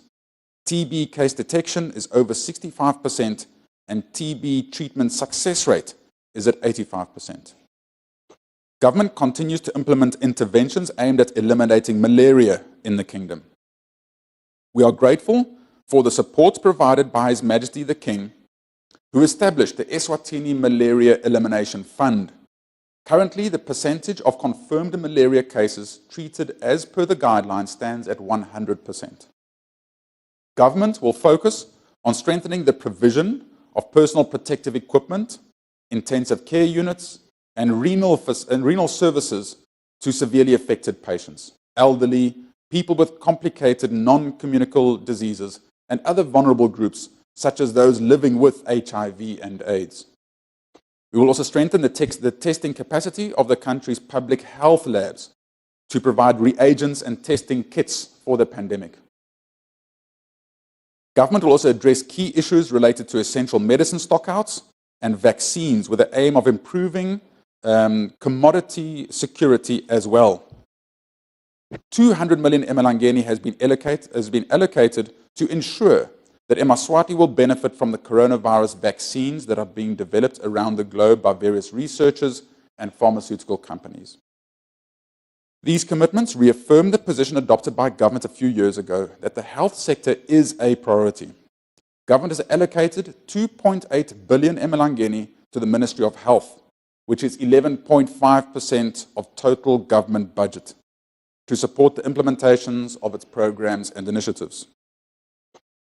Mr. Speaker, recognizing the importance of human capital as a contributor to economic growth, government is working with the World Bank to prepare a human capital project that is geared towards holistic child development, improving learning outcomes for school-going children, and adequately preparing Eswatini's adolescents and youth to become globally competitive citizens.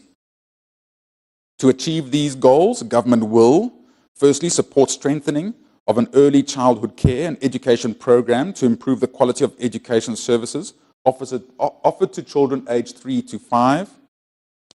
Secondly, we'll intensify efforts to bring all learners back to school while ensuring that they are safe and protected from the coronavirus pandemic.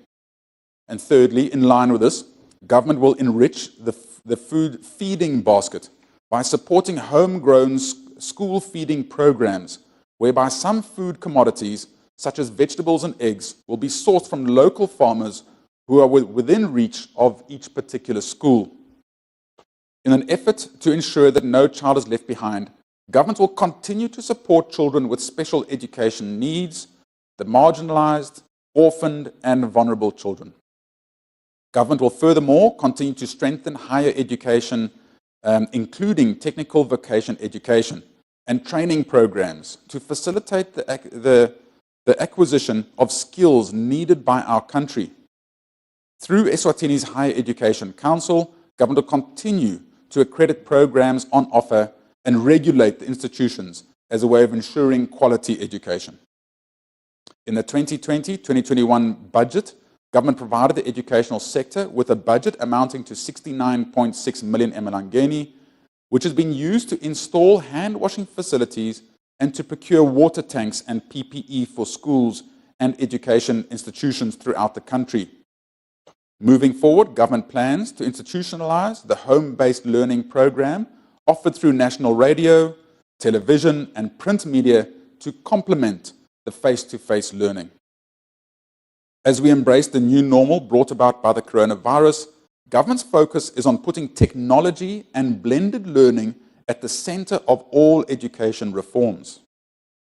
Government is allocating 3.5 billion emalangeni to the Ministry of Education and Training to cater for all education and training programs. This figure represents 14.5% of the total national budget. Mr. Speaker, government has undertaken a number of initiatives aimed at strengthening social protection for all to ensure alignment of the country's policies and practices to the Decent Work Country program through the support of the International Labour Organization. The impact of the coronavirus pandemic on lives, jobs, and livelihoods has called for immediate measures to support economic recovery through sustainable solutions. Government has launched a project on establishing an unemployment benefits scheme which will legislatively grant workers access to income support during times of temporary layoff. The Scholarship Recovery Project continues to be consistently collecting about 4.5 million emalangeni monthly, and an average of 200 new payees are added every month. A little over 150 million emalangeni has been collected since the beginning of the project.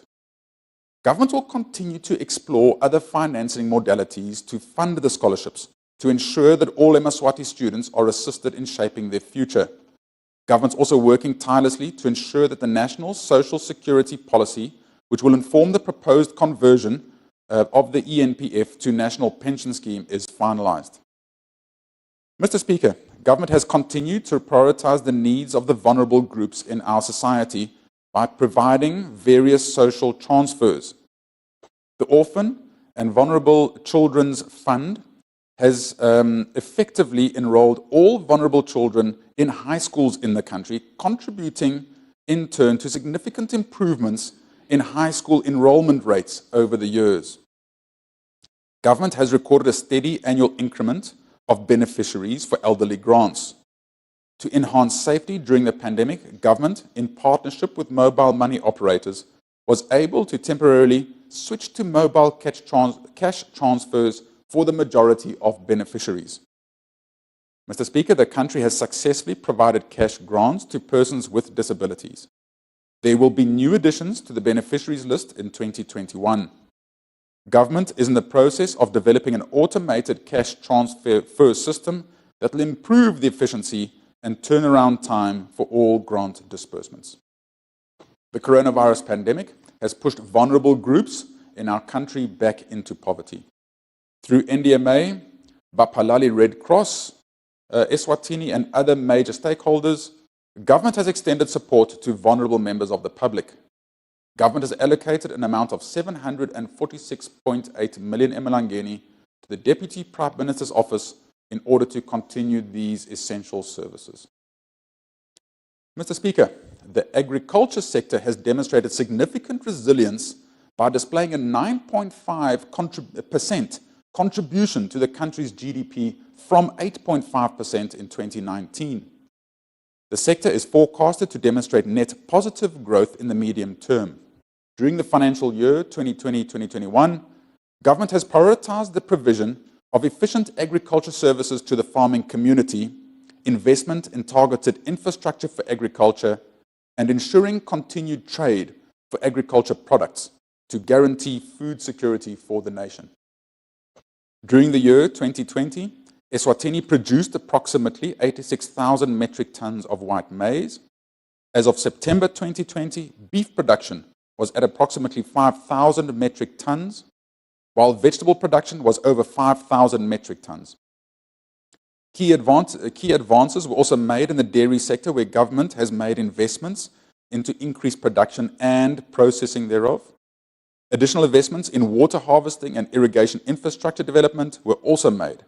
Government also promoted small stock, which is piggeries, goats and poultry production and marketing, and developed and operationalized an electronic import and export permit system for plant products, thus improving the ease of doing business in the agriculture sector.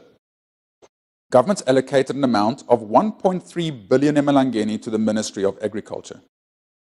The allocated funds will be utilized for the construction of secondary distribution canals, LUCIP 2 infield irrigation development, where the target is irrigated an area covering 5,200 hectares in the Lowveld. Construction of at least 20 small and medium-sized earth dams will also be carried out through this budget. This budget will also contribute to the speeding up of the designs and contract preparations for construction of the Mkonvo Gwavuma water augmentation project. Additionally, Government is conducting feasibility studies for the construction of greenhouses at Skupe as part of the drive to improve agricultural production. Mr. Speaker, in the previous financial year, Government continued its endeavour to rehabilitate and implement water and sanitation projects aimed at promoting economic and social development. Improved access to water and proper sanitation is a critical measure in the fight against the spread of coronavirus. To date, approximately 72% of the population has access to improved water sources.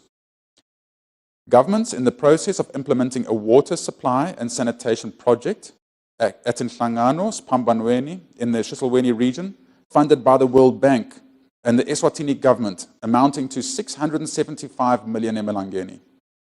The project seeks to provide potable water for domestic, institutional, and commercial consumption, as well as improving sanitation coverage. The project runs parallel with the formulation of potable water supply and sanitation master plan, aimed at improving the long-term management of water resources, investment planning, and sustainability of water supply service provision, particularly in the rural areas, which will contribute towards increased resilience of droughts. Government will also be implementing the Manzini Integrated Water Supply and Sanitation Project, covering 14 Kundla, funded by the African Development Bank and the Eswatini government, amounting to 825 million emalangeni. This project seeks to provide potable water for domestic, institutional, and commercial consumption, as well as improving sanitation coverage. Mr. Speaker, as borders around the world were shut down, tourism was one of the worst affected sectors through this pandemic. This came close at the heels of Eswatini being identified in the top 5 tourist destinations in the world for 2020. The pandemic compromised gains achieved in the sector and slowed down the momentum that had been gathered. Government is looking at a range of programs that will reposition the tourism sector to be able to take off the moment borders open.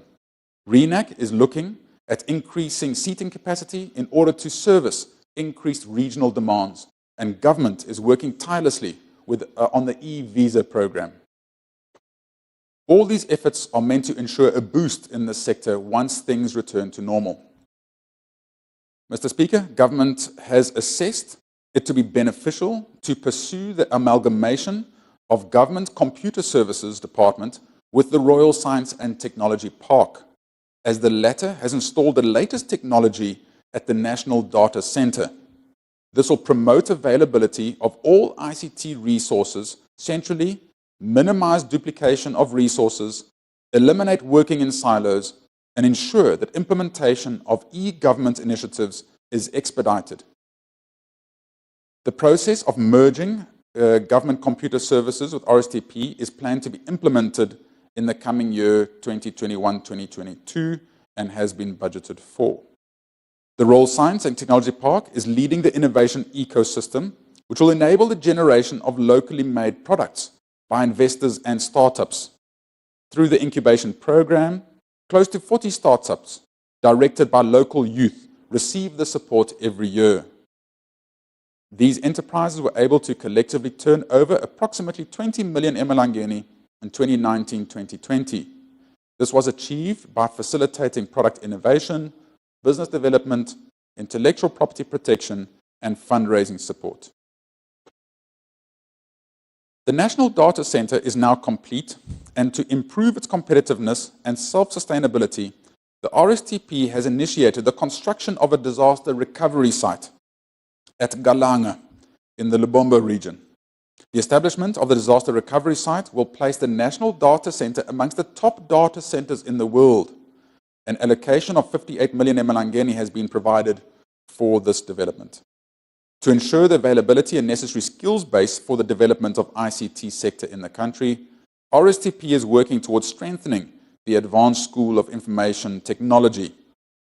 This will ensure that investors located within the park have a pool of skilled personnel to draw from.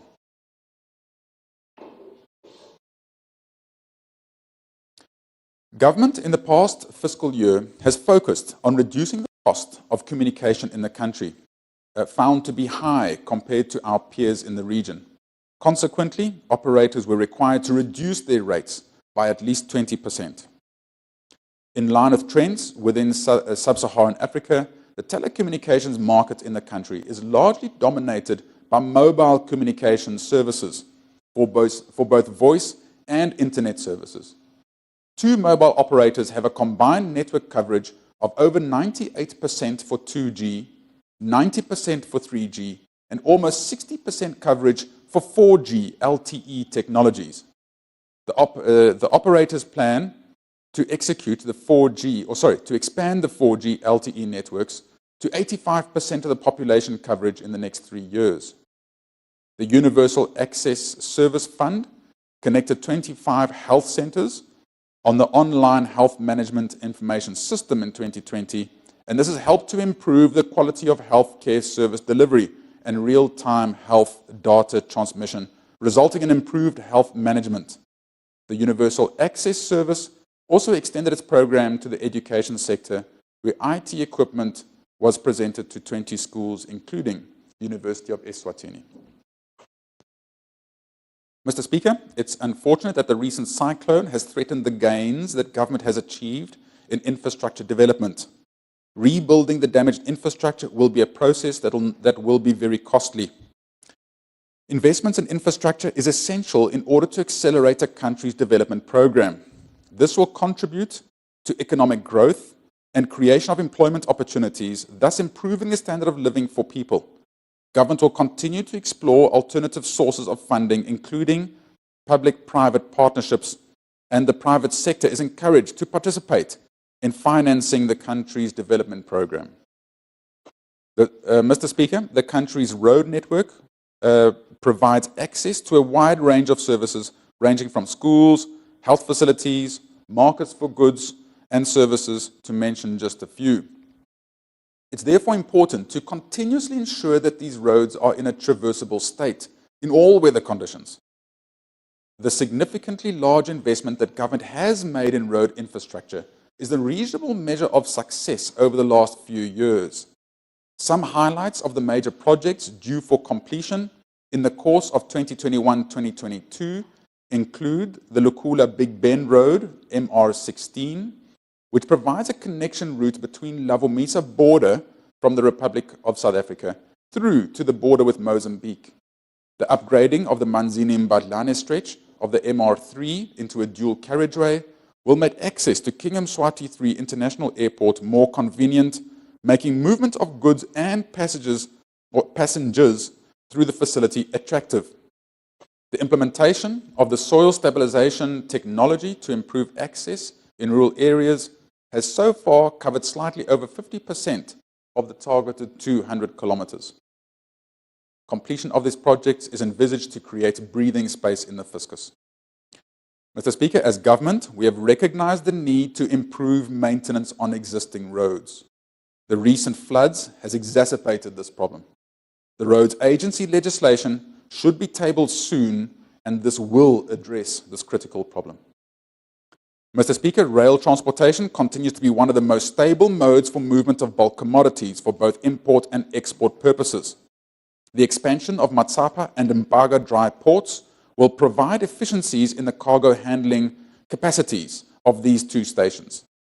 The assistance received from the government of the Republic of China on Taiwan to carry out the detailed feasibility and design for the Matsapa dry port is highly appreciated.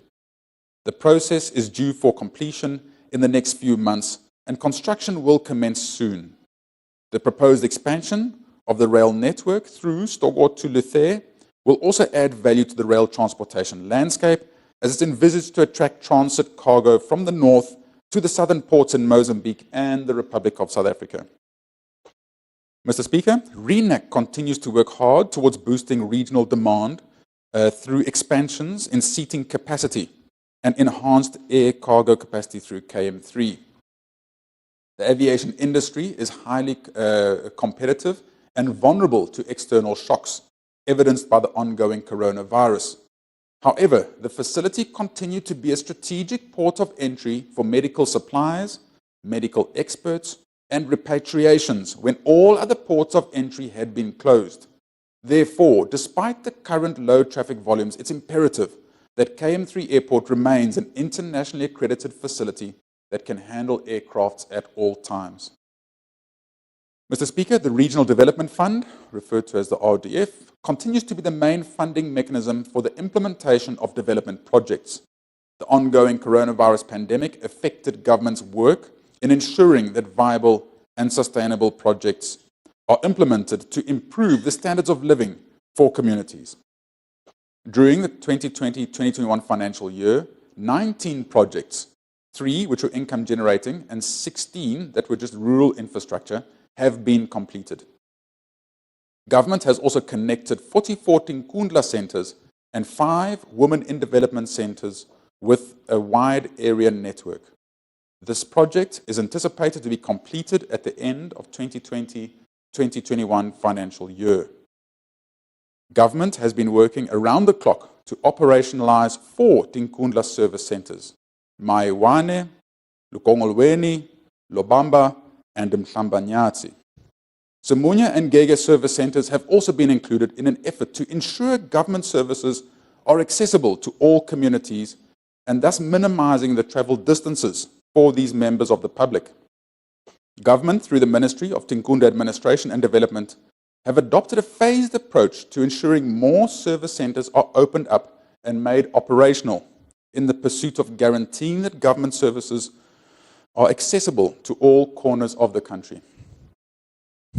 Mr. Speaker, the government will continue to strengthen support to our security institutions in the pursuit of economic stability and growth in the country.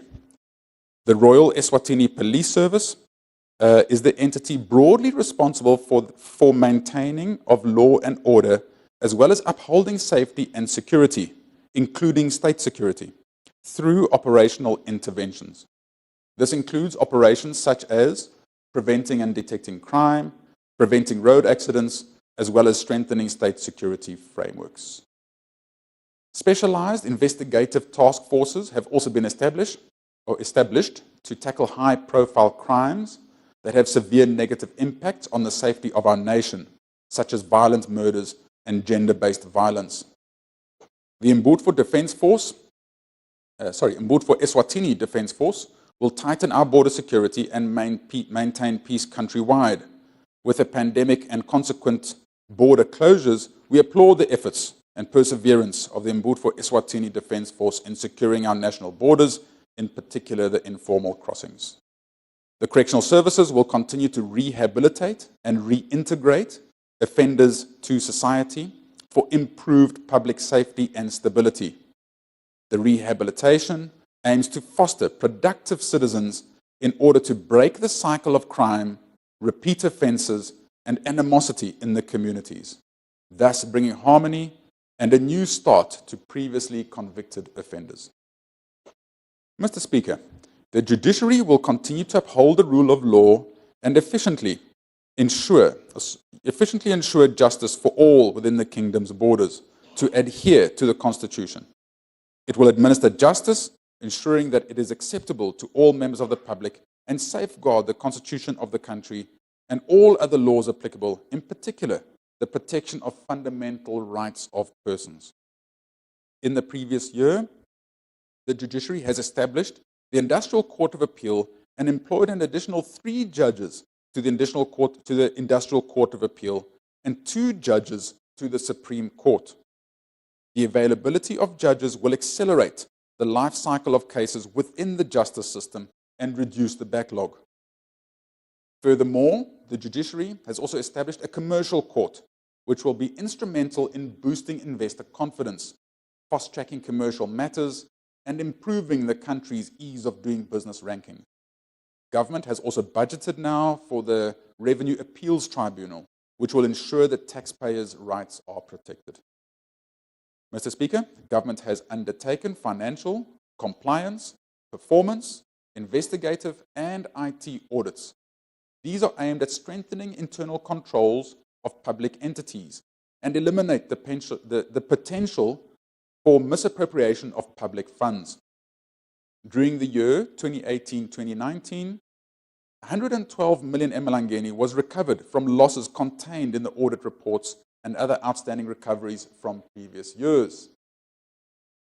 Mr. Speaker, the national payment and settlement system operated smoothly, remained stable, and presented minimal risks to financial security stability through 2020. The ongoing upgrading of Eswatini's real-time gross settlement system is intended to enhance the efficiency, cost-effectiveness, and safety of the payment and settlement system. The Kingdom of Eswatini is currently undergoing an evaluation of its anti-money laundering, counter-financing of terrorism, and proliferation of weapons of mass destruction, legislative and operational regime. This evaluation is a key component of the international network of anti-money laundering and counter-financing of terrorism initiative. The recommendations from this evaluation will inform the tool to be used by the Kingdom to improve areas found to be lacking. Mr. Speaker, given the country's fiscal challenges, the need to focus and prioritize programs is indisputable. Government's commitment to ensure basic human rights for all citizens remains steadfast, and as such, we will continue to make adequate provisions towards this end. This includes the rights to health, education, and all other interdependent rights, including economic rights. This will be done in line with the Sustainable Development Goals, which refers SDGs agenda, with a particular focus on the most vulnerable as enshrined in the principles guiding the implementation of the SDGs. The need to ensure gender equality in the implementation of the SDGs cannot be emphasized enough. Mr. Speaker, in 2020-2021 financial year, government revenue and grants are projected to amount to 18.9 billion emalangeni, corresponding to 28.9% of GDP. The projected revenue collection displayed a significant shortfall against the initial budget of 21.1 billion emalangeni, largely attributed to the disruption in the economy brought about by the coronavirus pandemic. Despite the significant underperformance of actual revenue receipts against projections in the previous financial year, revenue receipts were still at record highs. This performance is largely attributed to SACU receipts of 2020-2021. At 12.9% of GDP, SACU increased from 6.3 billion in 2019 to 2020 to 8.3 billion, approximately 43.8% of the total revenue collection. This is obviously for the year that we are still in. Mr. Speaker, total government expenditure for financial year 2020-2021 was budgeted at 24.4 billion. The pandemic necessitated significant revisions to the regional budget in order to redirect expenditure towards our pandemic response.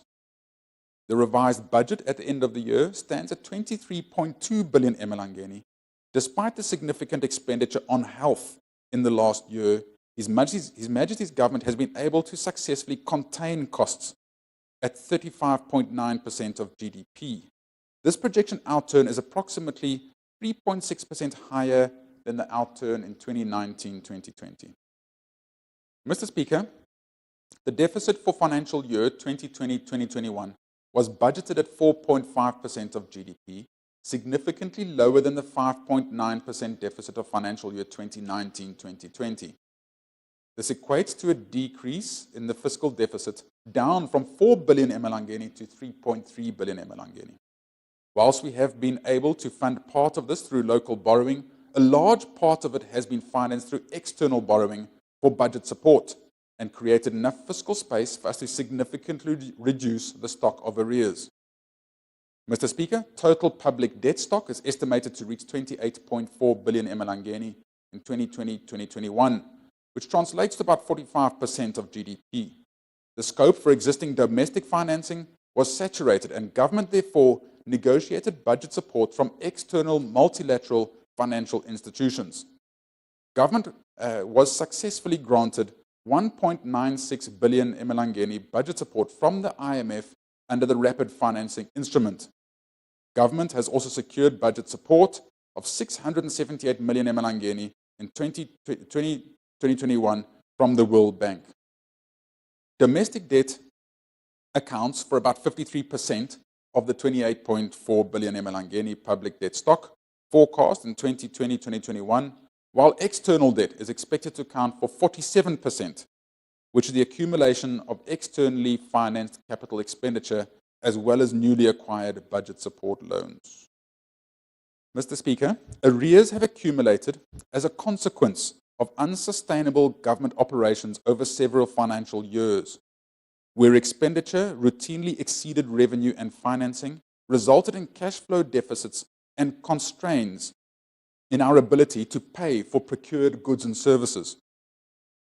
This has had a detrimental effect on the private sector, which has had to bear the consequences of government living beyond its means. To improve the conditions in the private sector, clearing domestic arrears has and continues to be a top priority for government.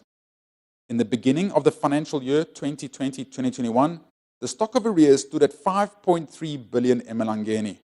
It was composed of 194 million, which was owed in the 2016-2017 year, 408 million from the 2017-2018 year, 246 million from the 2018-2019 year, and 1.45 billion from the 2019-2020 year. And lastly, there was 3 billion of arrears that was sitting in line ministries.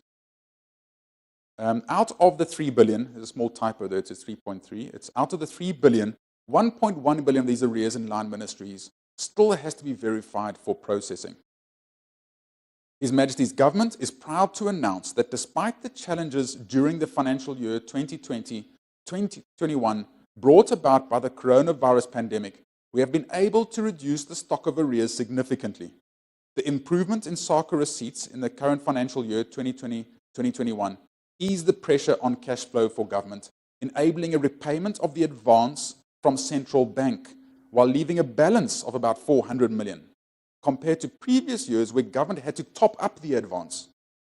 The strict measures implemented by government on expenditure commitments and the suspension of external travel further contributed to cash flow improvements. To date, government stock of arrears amounts to a total of 1.1 billion emalangeni, accumulated over the past 4 years. It is 6.1 million from the year 2016-2017, 280 million from the year 2017-2018, 139 million from the year 2018-2019, and 671 million from the year 2019-2020.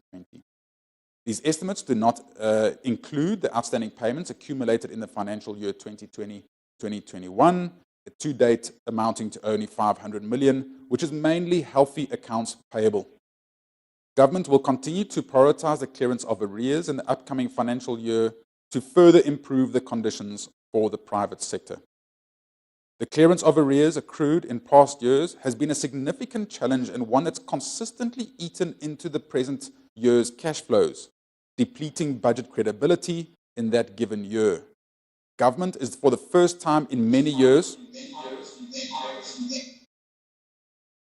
Try that again, Honourable Speaker.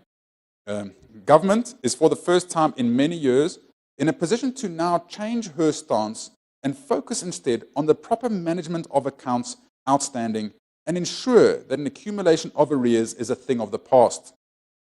This has remained an important policy stance and a very critical step towards building confidence and goodwill in the private sector. Mr. Speaker, the global economic crisis caused by the coronavirus has amplified the need to bring government's fiscal accounts onto a sustainable path. Aligned to the fiscal adjustment plan approved in July 2020, the budget for the financial year 2021-2022 has been developed with a focus on fiscal consolidation. In line to bring government's operations to sustainable levels, the fiscal adjustment plan lays out a set of fiscal policy measures aimed at overall consolidation of 6.5% of GDP over a 3-year period. The consolidation process contains structural reforms to several expenditure items, amongst others the government's wage bill. The wage bill is by far the largest single expenditure item and has been growing rapidly over the past years, threatening fiscal sustainability. The reduction in wage bill-related expenditure will be realized through a continuation of the hiring freeze to all government entities effective from 2018-2019. Alterations to allowances, reallocation of excess positions between ministries, and alternative service deliveries for support services, and even possibly an early voluntary retirement scheme. The consolidation plan further includes alterations to the purchase of goods and services, the internal transfers, as well as the capital budget. To achieve fiscal sustainability, government has further set out to increase fiscal space. Although certain tax increases mentioned in previous budget speeches are still under review, government does not plan to increase any taxes significantly over the short term. We are constantly trying to find ways to bring more taxpayers into the tax net and to reduce tax evasion. Getting our fiscus in order has proven to be a daunting task. To overcome the current financial crisis and to kickstart our economy, while at the same time reducing government's fiscal deficit, requires a great effort from government as a whole. And it's only through our collective effort that the pattern of unsustainable operations can come to an end. The necessity for fiscal reform does not only present a challenge, but also an opportunity to build back an economy more resilient, more inclusive, and more prosperous. Government is seizing the opportunity through the 2021-2022 budget to promote structural change to public expenditure and revenue collection, as stipulated in the Fiscal Adjustment Plan, creating leverage for social economic development for all Eswatini. The successful implementation of the measures in the Fiscal Adjustment Plan is paramount to avoiding an unfinanceable budget deficit and thereby accumulating arrears at the cost of the private sector operators, already hard hit by the pandemic and economic crisis. Additionally, the approval and adoption of structural reforms stipulated in the Fiscal Adjustment Plan was a precondition to the budget support received from the IMF and the other funding partners to cater for revenue loss and increased health and social expenditure caused by the pandemic. To implement the consolidation measures, therefore, has a dual purpose: to achieve fiscal sustainability and to abide by the commitments government has made to its lenders. Mr. Speaker, public enterprises continue to execute their mandates despite the global crisis as a result of the COVID-19. The performance of most of the commercial entities had showed a decline in the year, and this resulted in a negative impact to the return on investment to the shareholder, who's in this case obviously government. The reliance on government subvention by our public enterprises continue to be a challenge, as government's not able to meet the ever-increasing financial requests with its limited resources. As such, government has taken a decision to reform these entities by reviewing their relevance and effectiveness with the view to prioritize, merge, and revert some back into government departments. Eswatini Economic Policy Analysis and Research Center, which we refer to as ESEPAC, has been appointed to conduct the review, and I'm happy to report that this has already commenced. All public enterprises are urged to cooperate with ESEPAC during the course of this exercise. Mr. Speaker, priority will be given to procurement of goods and services for health, including PPE, drugs, and medical supplies, education, disaster relief, and social services. In pursuit of Eswatini's strategic roadmap, government will explore the possibility of introducing an electronic procurement system, which will interface with the integrated financial management system. This follows an assessment of the government's readiness in terms of the hardware necessary to run the system. The World Bank is providing technical support in the preparatory work and procurement of suitable software. The relevant stakeholders will be assisted through the transition of electronic procurement, through sensitization and capacity building to ensure that they are not disadvantaged by the new system. Mr. Speaker, I now present the budget estimates for the financial year 2021-2022. Mr. Speaker, the government revenue, including grants for 2021-2022 fiscal year, is projected to reach 19.45 billion emalangeni, which is 27.5% of GDP. Of this, grants are approximately 411 million emalangeni. SACU receipts declined from this year's 8.35 billion in 2020-2021 to 6.38 billion in 2021-2022. Non-SACU revenue is 12.66 billion emalangeni. Mr. Speaker, the projected estimates of revenue assume that the pandemic and its devastating impact on the economy will be mitigated prior to the end of the financial year. Total income taxes are projected to increase to about 6.34 billion emalangeni in 2021-2022, which is comprised of corporate tax, income tax, is expected to be 1.86 billion emalangeni. Similarly, personal income taxes are expected to be 3.89 billion emalangeni. Mr. Speaker, taxes on goods and services, excluding SACA receipts, are expected to be 5.97 billion emalangeni, which is comprised of VAT, that's expected to be 3.96 billion emalangeni. Fuel tax is expected to be 1.55 billion emalangeni. The levy of imported vehicles is projected to grow about 100% from 9.9 million to 20 million emalangeni. Mr. Speaker, total expenditure for the financial year 2021-2022 is expected to be 24.04 billion. This includes public debt payments of 3.2 billion emalangeni.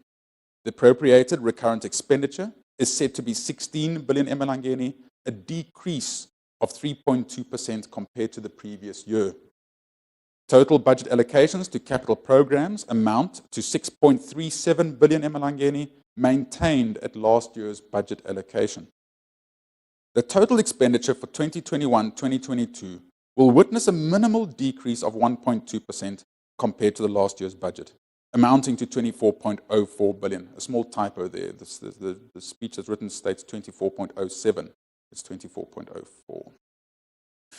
Mr. Speaker, the budget deficit for the financial year 2021-2022 is projected at 6.5% of GDP, equal to 4.6 billion emalangeni. Mr. Speaker, by virtue of the responsibility entrusted in me as the Minister of Finance, I now present to this August House the budget estimates for financial year 2021-2022. Revenue and grants, 19.45 billion. Appropriated recurrent expenditure, 15.98 billion emalangeni.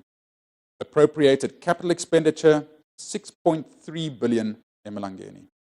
Total expenditure, 24.04 billion emalangeni, and fiscal deficit, 4.6 billion emalangeni. In conclusion, I wish to thank the international development partners who have supported us through thick and thin, especially through this pandemic. This includes even individual donors who have displayed this unwavering support to the nation, both financially and technically.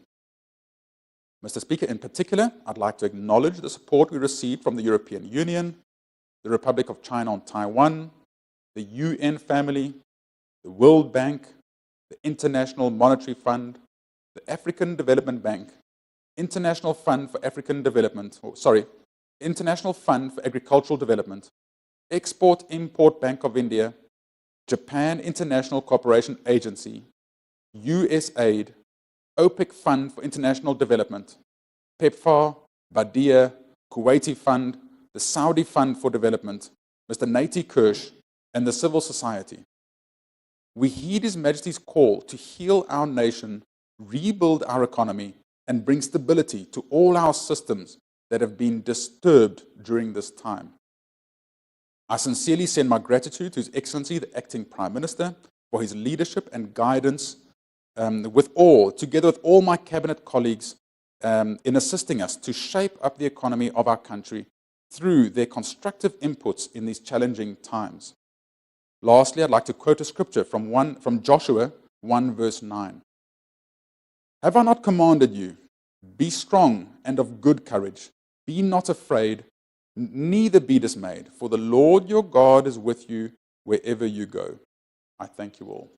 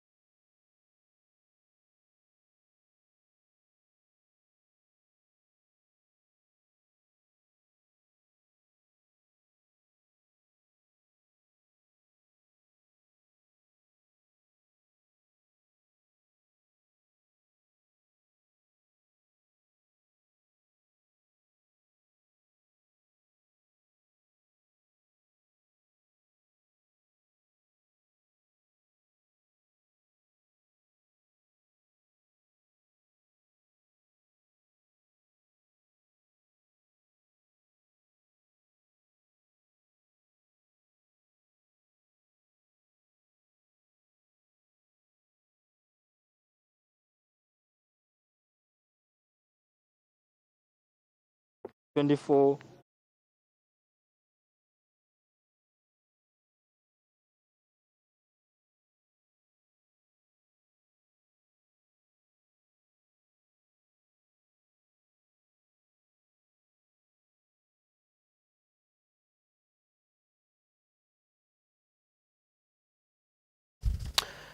Sibuyela maswahla amahle sicetha ke kuthola ke inkulumo yayo ke indvuna yelitiko letemafa ngumhlonishwa Neal Rijkenberg le kacetha ke kuyethulela ke indlu yabayesikhulu lapho kuhlangene khona ke malunga eParliament nato ke timpunga kuva ukuthi live liphuma ke libheka phi eminyakeni wanga 2021 kuya ke 2022 so many positives so many things as we had expected because of the COVID-19 impact but we'll take a short break for now, and when we come back we will try and dissect or analyze some of the critical points of this 2021-2022 financial year.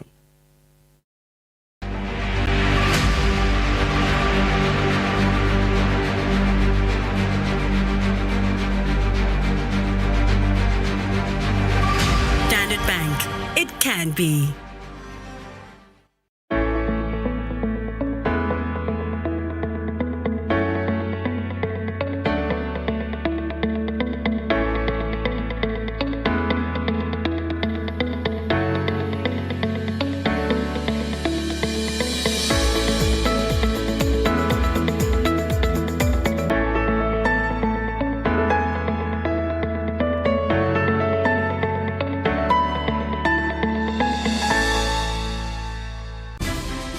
Time for deals and treats galore. It's Easterland at OK Stores. Get Pepsi for just $12.99, Nescafe Classic only $64.99, and Farmer's Choice mixed chicken portions a low $139.99. You also stand a chance to win your share of $300,000 in vouchers. This Easter, find all the savings you've been looking for at your friendly local OK store. OK, owners you can count on.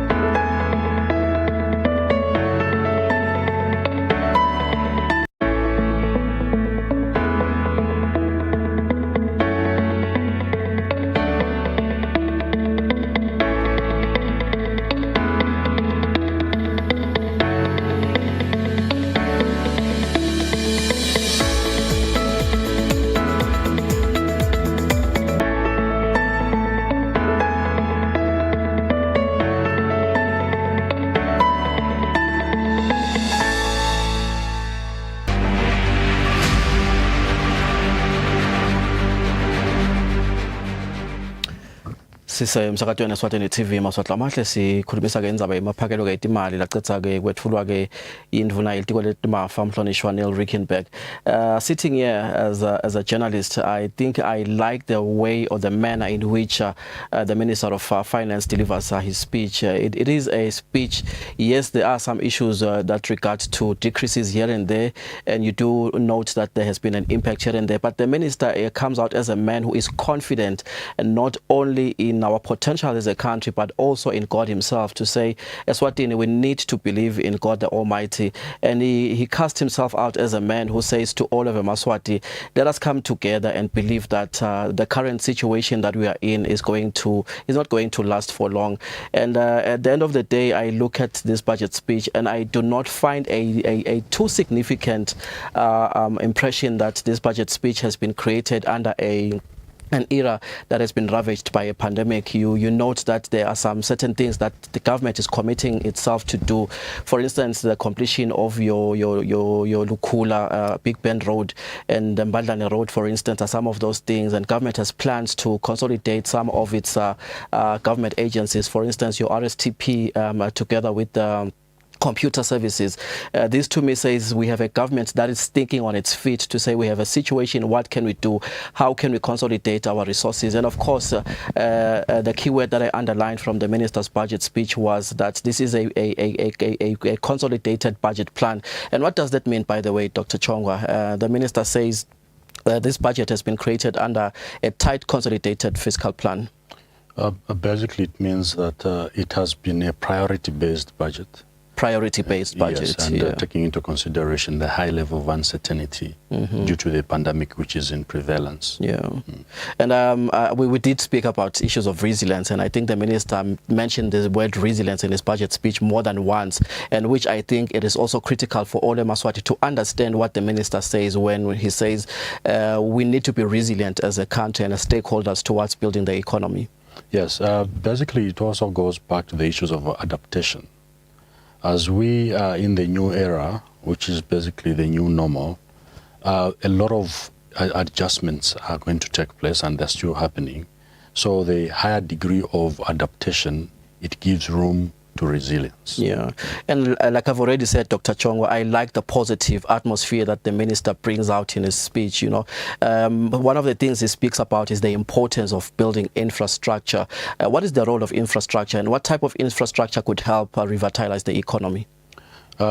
Basically, we can talk about the hard infrastructure and soft infrastructure, and in the speech, the budget also has prioritized the importance of soft infrastructure, basically the technology aspect, that it would actually be used even to improve the food security under the technology science park. So to us, it's a balance between the hard infrastructure and the soft infrastructure, but the budget seems to be so much concerned in preserving the importance of the soft infrastructure. Yeah. He also makes emphasis on the fact that we need to create export promotion opportunities. Will this be feasible under the current COVID-19 situation?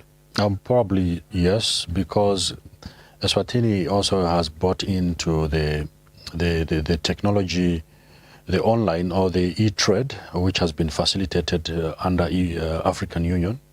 And that e-trade is going to actually give a lot of opportunity for the country to link up with the rest of the world. Yeah. And the region in particular. Thank you so much, Dr. Chonga. We have to cross over to the House of Parliament now, where our correspondents there in LinkedIn Guli are already on standby to talk to some of the stakeholders, including the line ministers that were there to hear what the ministers had to offer for their budget, for their ministries. For instance, the Minister of Education, the Minister of Agriculture, and the Ministry of Health, which are critical ministries in revitalizing the economy. In particular, the Ministry of Health, where government has allocated 3.5 billion emalangeni just to ensure things stabilize. But we do want to find out more from our correspondents down at Lobamba, who is already geared up to speak to some of the ministers down there.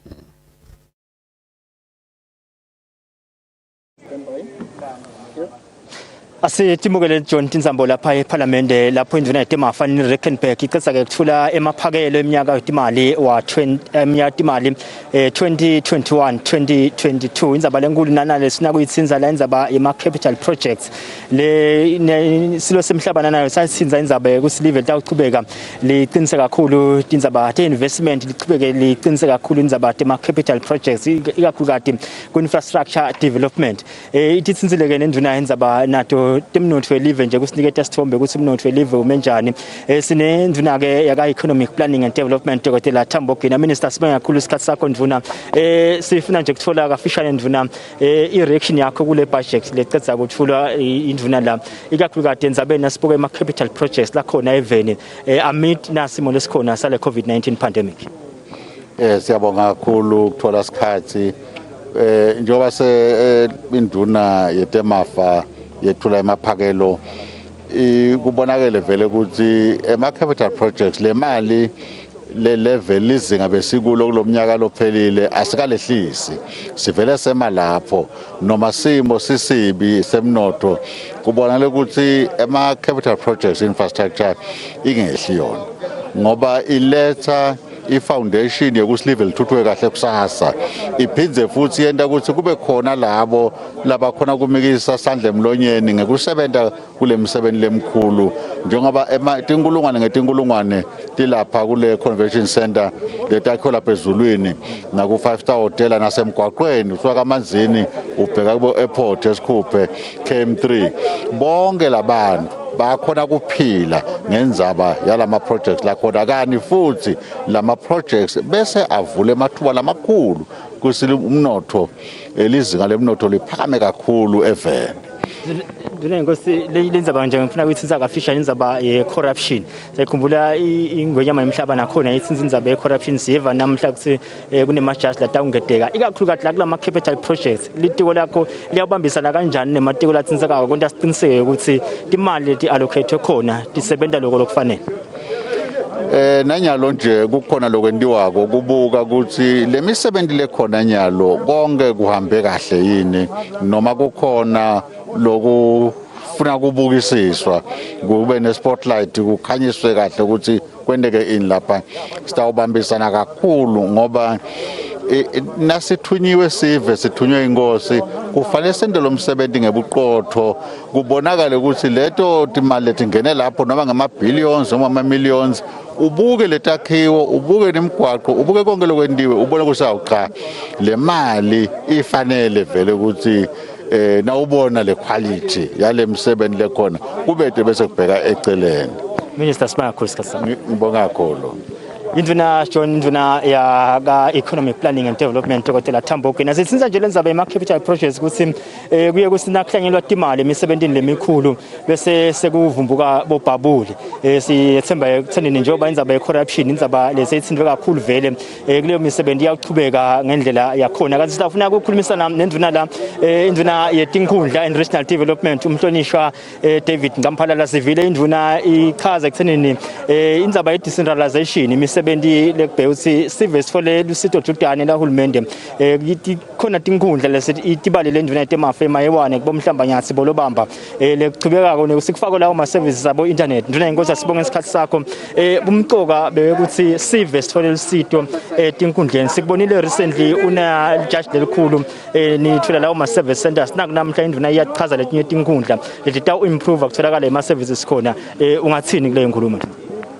Asibonge mfana wenkosi sibonge nje induna nahulumende wonke ukuthi ukhulunya kakhulu ngale decentralization lesikhuluma ngayo ngoba bantu bonke balethe inkundleni lo sikhuluma ngahulumende ukuthi akube mancane ema movement kukhulunyiswa yona le ndaba ukuthi la decentralization ayiye kubantu siyakujabulela ke lokho ukuthi kukhona vele naye minister finance la sakushilo akusiko lokho ke kuphela kunalokunye levele sikuhlela mbamba ukuthi kucishe le decentralization ifinyelele kulo lonke le live njengoba hulumende utha kungahanjwa utawuhamba njani ufuna lama service akatholakale le ngoba wonke umuntu useduze nenkundla yakhe sicabanga ukuthi nje siyadumisa kakhulu singihulumende sidumise ukuthi emakhosi avele athi akungamovisho nangehulumende sovele uyakhombisa ukuthi uyakubantu kungaba kuloko nje mfana wenkosi umuntu aphinde adumise nokuthi uvile ukuthi indaba ema-factory shells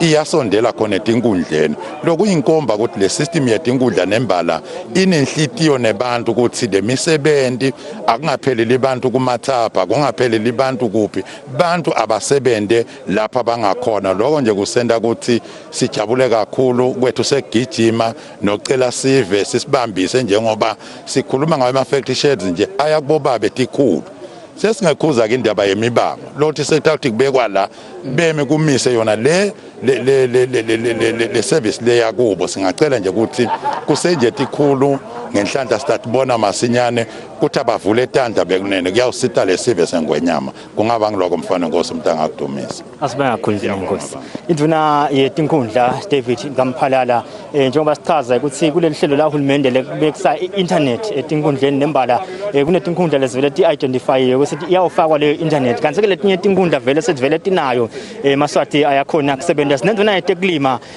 umhlonishwa Sijabulane Mabuza sinakuthinza nje indzaba letimfishanyana kakhulu but letimqoka litiko lelimqoka kakhulu even laseSwatini njengoba intuthuko lengiyo siyathuthuka silambile induna inkosi asibonge kakhulu isikhathi sakho induna ithinzile indzaba letiningi ngiyakhumbula naseminyakeni lophilile indzaba yekudla yathindwa kakhulu seva namhla induna iyathinza la indzaba tembila even laseSwatini indzaba yemsebenzi lochubekako le endasi waka Lusip imali inikiwe litiko niyakhona nikusebenta ukuze silive libe nekudla lokwanele.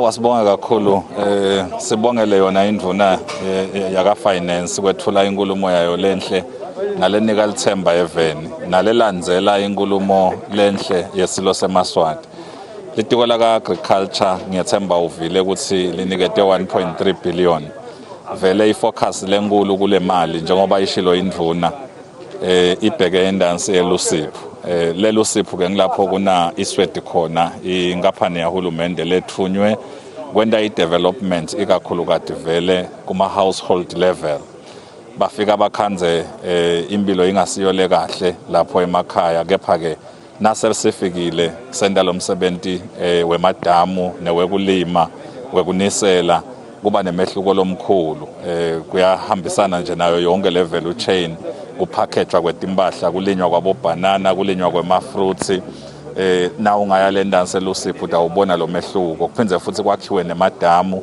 lamadamu laphinze ya assist ekutheni bantu bakhona kunisela kalula umsebenzi utawukhona kuchubeka kalula lokunye ke lokujabulisa ngiloko ukuthi njengoba ishidwe indvuna siyitholile nemali yakuthi sikhone kwenda nje emadamu la dawucishe etela kubo 20 kuma communities lahlukene even and ke sitawukwenda lokho ngoba la madamu ayabasasita ahamba nalama downstream development lokuthi bantu bakhone kuba netingajanyana ngendansi bese ke sekuyasida lokunye ke lesithatha sikubonga kakhulu indvuna njengoba ikumentionile nalesikujabulela ngiloko ukuthi tindzaba tekutholakala kwema import nama export permit eminyakeni lophelile silonchile iwebsite yethu la khona vele letinto setholakala nje electronically kungaze kube ngiloko ukuthi umuntu usuka le aye eMalkens kodwa sala kuthola kalula kwendela lokuthi le business ibe lula kungumsebenzi lomuhle lokho sidumisa ke kakhulu ngiyethemba uvile ukuthi in terms of GDP agriculture isuke ku 8.5 ya ku 9.5 1% increase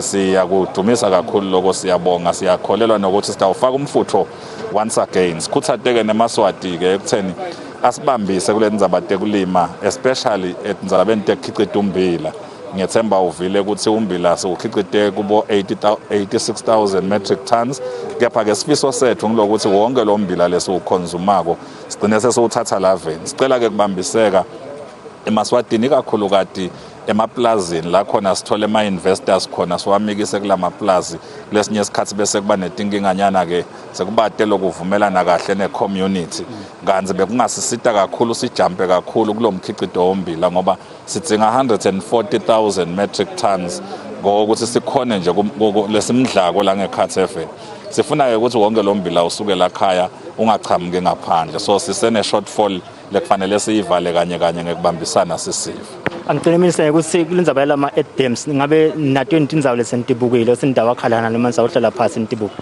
kunjalo tindzawo seta identify kadzeni empeleni ti kwa identify letingetulu about 70 la khona sibuka ukuthi singakha khona lama ATMs kepha ke sitawathatha kancane nje sithole imali yalawa la lokungende kabe la kubo 20 sitawukwakha ke kuleto tindzawo leto nasiphinde sithola lenye imali sichubekele kulenye indzawo but we have already identified the areas.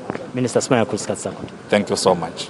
Induna yete kulima Shabane Mabuza le njoba nale strategic roadmap sachaza kusenini live kufune libe nekudla lokwanele sinduna yete imidlalo eHarris Bulunga njengoba kuyaqhubeka kuyadlalwa emaveni lamaningi emhlabeni semileke Eswatini ke iyaqhubeka imidlalo ngaphansi kweCAF Champions League nakubo CAF Confederations Cup nanoma iqembu lakithi seliphumile nduna inkosi asisibonga kakhulu isikhatsi sakho vela ngicale ngale na yete imidlalo lengithemba ukuthi nanoma ibudget sethuliwe emaswati lamaningi ayafuna ukuva ukuthi simephi ithini iyawubuya nini ibhola even Eswatini nduna inkosi naloku songijubela nje so kufana nothi ngishaya nge2 feet indzaba yekubuya kwetemidlalo nje kungasiyo ibhola kuphela but yonke lemidlalo lebe yivumelekile singangena ku second wave iyasetshenzwa kepha ke akusiyo i-decision yelitiko kwalokuthi lipresent nje emhlanganweni wayo ecabinet kubukiswane lokuthi lesimo siyavuma yini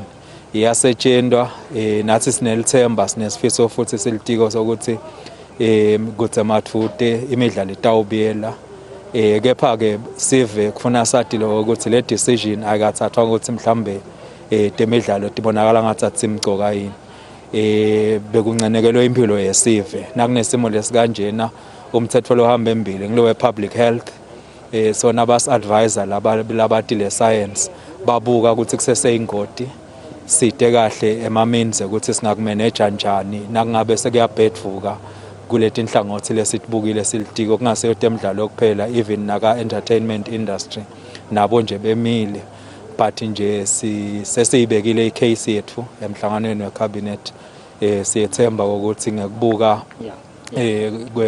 kwe cabinet sive sitawuthola leyo information nasamemedela sekubuketiwe konke amemedele lo bambe isigaba sekuba ngiduna nkulu welive. Minister, we haven't been lucky enough kubuka nje yonke le document yakhe minister in terms of kufuna la ku ma sports ungathini mhlambe ehlangothini lelitiko lakho kulomnyaka wa 2021 2022 sibonile ku improve kwenkundla yesive kasomhlolo. What can we expect kule sector yakho kulomnyaka lo?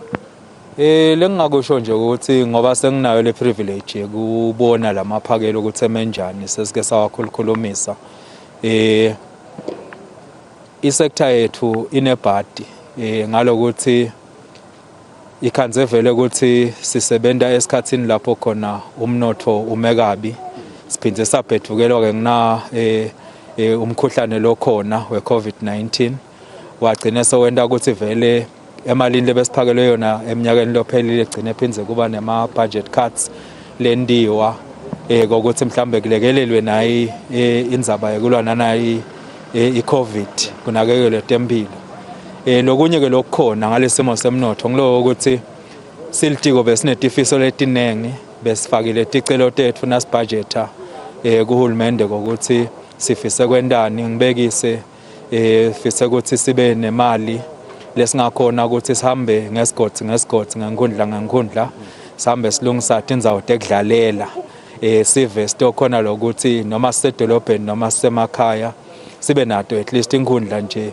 lenconywana la engadlala khona noma ngaba kusasiso stadium lelo ground nje phindze ke nasibuya ngasehlangothini maybe letensha besifisilela ukuthi kube nema programs lesiwacalako kunemali lesitawulekelelwa ngayo baka World Bank yokuthi abantu labasha bafundiswe ama skills batokhona ukudiphilisa kepha ke ifakafakiwe leyo mali yekurehabilitate ama youth centers sitocala lehlelo lokubafundisa lesithi TVET technical and vocational education kepha kasikaphakelwa njengalendlela besicele ngayo basithe hahla nje ukuthi sive selicala lo hlelo mhlambe liyawukhula ezisimo semnotho sahulumende sichubeka siba ngconywana nakubo culture and entertainment nakhona ticelo tethu tishayisile lebesinato ukuthi maybe sikhona kunakekela ema artists ngconywana ngoba kulesimo nje lokho emile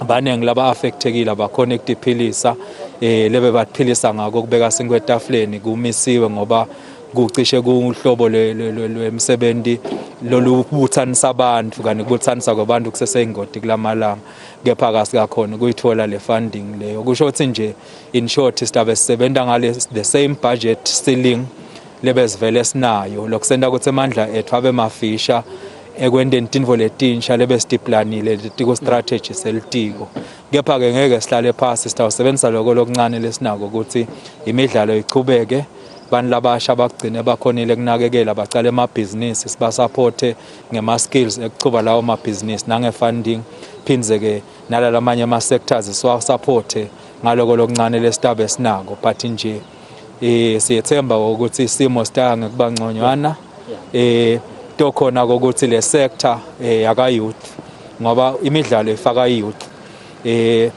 entertainment noma culture ifaka youth vele youth ngiyona sector lenkulu in terms of population la kangwane kuyadzinga lokuthi le budget seyike iaddress lobumcoka abale sector naletidzingo tawo asikakhona lokuthi kuphumelele lo nyaka basichazele lokuthi mhlambe bayatibona leticelo tethu kepha ke ngalokuthi vele iCovid ilimete live kakhulu economically sebacela ukuthi manje sidifferishe mhlambe eminyakeni lotako kutawuba ngconywana.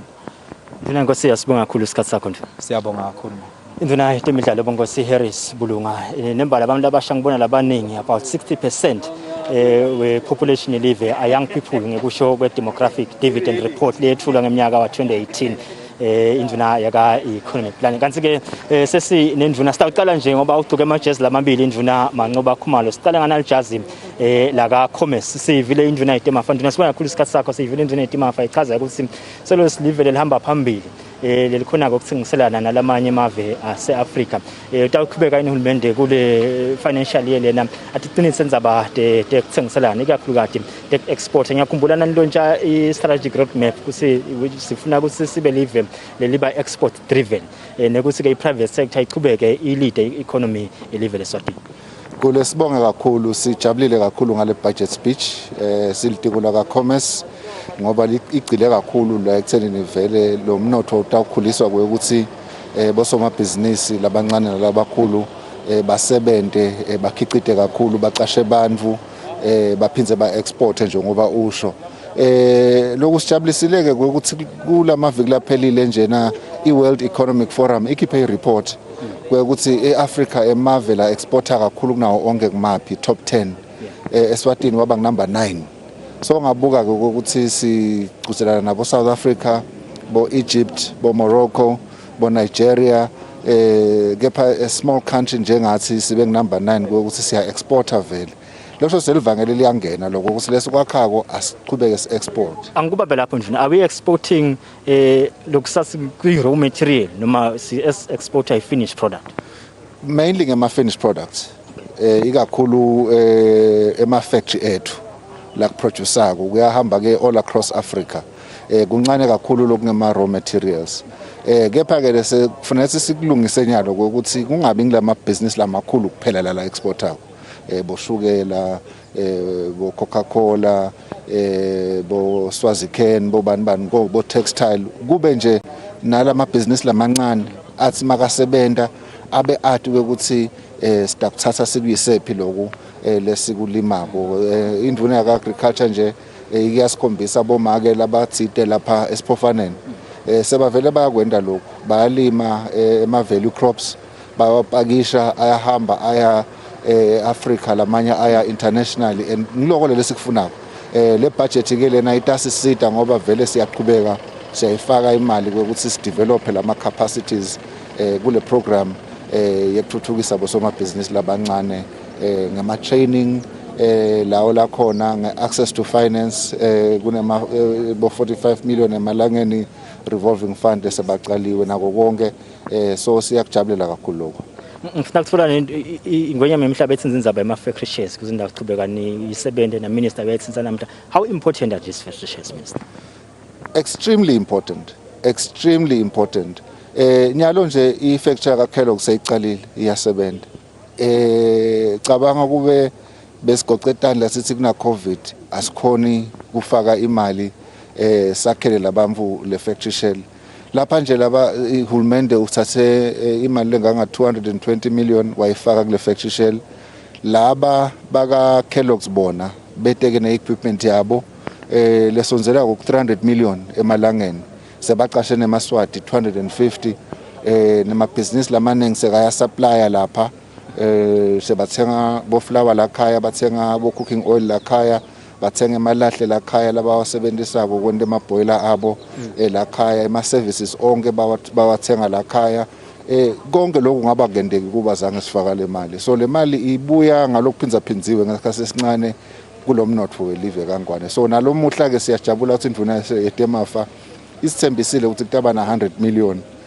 ukuthi siqhubeke nale program yama factory share kepha ke lengithanza ukubeka isiveni ukuthi lawa lamabili lesitawakha kule mali lesinikete yona ataba le emakhaya etinkundleni sevele sinema factory lasavumile ukuthi atawusetapha etinkundleni le itolo beka semadolobheni lokusho ukuthi ke kukhula lo msebenzi but ukhula le emakhaya abantu batavuka emakhaya baye emsebenzini babuye balale ekhaya kunalo ukuthi batawuminyana lamadolobheni so lokho imvolensha lesicalako sethemba ukuthi sitawuqhubeka sikwente neminyakeni lodako angiphume njengoba besichaza sinduna inemajazi lamabili singena manje ejazini la ka ICT induna ithi indzaba lemqoka kakhulu indzaba ye data recovery center minister iyawudlala inzima lenganani kule ICT space in the kingdom sibonge nje kakhulu ukuthi induna yetemafa ifike yakusho ukuthi sitawuba nayo i-data recovery center kule budget le data recovery center imqoka kakhulu ngoba emabhizinisi onke manje sekasebenta ngalokho lesithi i-data adzinga-ke ukuthi le data kube nendzawo lapho ayibeka khona lekuthiwa i-data center ingwenyama ke seyasipha le data center lapha eRSTP lesevele isebenta manje ke kufanele ukuthi kube nale recovery site ukuthi kuze ukuthi kube makukhona inkinga lentekako ukhanze ukuthi le data yalomfu ayikakalahleki noma ngabe kuba netikhukhula noma ngabe kuba nemlilo noma nje kuba mhlambe ne-electrical fault noma kuba naloku bathi cyber crime kube khona umuntu longenako afune kweba le data sathi ukuthi kukhona engcenye lapho siyibeke khona beyingasebenziseki kahle ke le RSTP ngoba bebafike basibuthe ukuthi cha siyafisa lokuyibeka le data yethu la kepha ke iphile recovery site in case something happens here ukhanze ukuthi ke siset ibudget yekwenda lamhla sijabulile ke lokho ukuthi indvuna isinikele lelo dolo lokugcina ukuthi sikufakile la budget lonyaka lokho kutakwenda ukuthi ke le data recovery site yethu isupport lo RSTP asala sebenta kulezinga vele imbube emhlaba lebeyivele ilibukile ukuthi uyawusebenza ngayo RSTP. Angicine minister ngekubuta indzaba la sivile indvuna yetsintana le universal fund umsebenzi le wendile kunale digital divide nyalo nje singena kule ndzaba yetikolo akudzingeka bo internet etikolweni liyawendana litiko ku addressa lokho kunengileli kwendako njengoba nje sekushidiwe ukuthi kulomnyaka lophelile siyifakile internet etikolweni leting 20 nasetinkundleni leting 45 nasemaklinik njengoba kubaliwe kune project lekhona lesiyentelwa liPOS ye donation lebuya ka International Telecommunications Union lenayo itawusisita ukuthi siphindze sifake internet kuletinye tikolo leting 48 ngetulu kwalo lesesifakile sibuka ke ukuthi ngiyona ndlela vele lesitawuqhubeka ukuthi sikuvala le digital divide kwesibili ke sibuka ukuthi siqhubeke sicele lama service providers ukuthi ehlise lentengo ye internet net data nekushaya icingo lokho kutasisita ngoba lokunye lokubanga le divide ukuthi umuntu noma ngaba nalo lecingo aka afford so kwenta ukuthi ke angakhona access le information le budget ke lesibonile lamhla iyasisita konke lokho ngoba konke lokho sikufakile la ekhathi ukuthi staff addressa kancane gole ndina inkosi asimaya khulisa induna yaka ICT ngumanqoba khuma acting minister for ICT the substantive minister waka commerce bonke sitafuna induna yetemafa Neal Rijkenberg lecesa ukuthola yona emaphakelo njengoba sesiwavile nje kusiyata hamba kanjani sokhona ke minister first congratulations on your third budget speech as minister for finance in the kingdom. Thank you so very much. I want to talk about elderly grants. They were expecting maybe an increase this year, but I heard you touching on the disability grants, that more people with disabilities will have access to the grants. What can you say on that? So correct. So unfortunately, I mean, with the budget, our budget is decreased. Yeah. So we haven't managed to increase the amount to elderly. But as I mentioned, the amount of elderly are getting a bit more. So there are more and more people actually getting onto the list, as well as the fact that we have actually now expanded the amount of vulnerable people that can come in. The disability grant, we refer to as disability grant, yeah. That is now also been expanded so that more and more people can qualify for that. In terms of the expenditure, Minister, does government have programs to control her expenditure amid the COVID-19 pandemic? So look, government has got the proper systems in place. But the problem is what we found was, and that is that many ministries were just overspending on their budgets. And really we had a chat as government and we said, look, if we're not going to stay within budget, let's chuck the whole process, let's save the day here, let's chuck the budget out the window. We have to stay within the budget parameters that we are. So we put some very strict protocols in place within government to really try and force everybody to stay within their budgets. If they have a problem, which we have constantly, I mean, coronavirus, who would have expected it? It means that we very quickly come for a supplementary budget, which means you move funds aside if you can in the budget, and you get permission before you spend. So those disciplines are now very strong in government, and hence this year we've come for 5 supplementary budgets. I think in the history of Eswatini, there's never been 5 supplementary budgets in a year, because we start with a supplementary, get approval. Where's the money? Once we've got approval for budget and we have the money, then we spend the money. So those disciplines are coming better and better in government, And the result is, as you can see, arrears coming down versus arrears going up. So the proof is not in what I'm saying. The proof is in the pudding of the fact that arrears are really coming down because of proper disciplines that are in place now in government. Minister, you were saying arrears will be a thing of the past. You were talking about 1.1 billion in Malangeni. When are you going to exhaust these things? When are you going to pay them so that government will be in a position to say we're now done and dusted with arrears? Even the 1.1 billion, it's mainly not the private sector that we're owing money to anymore. The 1.1 billion is mainly money within government. It's a micro project that should have been done 2 years ago and wasn't done, and they didn't do the project, so the money is not done. Or it's money to a parastatal, or it's money to EPDC. EPDC owes government. It's those kind of payments that are still sitting there. So there's still a large cleanup that is needed actually within the arrears. Money to the private sector, and I'm not saying 100% because you still find, let's just say in the CTA debacle, there might still be suppliers that supplied and we're still trying to clean up the invoices. There's lots of, here and there's pockets of cleanup that is still going on. Okay. But clean invoices for payments are generally being paid now on time. And that is a huge breakthrough, which means as we are now procuring services, procuring goods as government, when it comes to 30-day payments, in general, we are now starting to pay on 30 days and on the right time. My final question, Minister. You were talking about the money that government has spent in terms of buying PPE for schools. Are all the schools covered? We are waiting. The nation is anticipating the opening of schools now. Do you have the PPE? They have procured the PPE. They need the money from you. So we've provided the money. The question is, I cannot guarantee that each school already has done and has actually procured yet. I am hearing that this water sanitation process are going very well. I've seen many pictures of water, the tanks, water taps being rolled out, and obviously see the expenses going ahead with buying the PPEs. But to say every school is ready, I've got no idea. I'm not sure.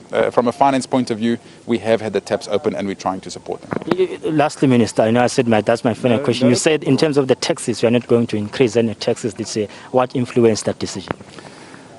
To overtax an economy is like standing on a bucket and trying to pull up on a handle. Yeah. There's no benefit, especially when the economy is flat.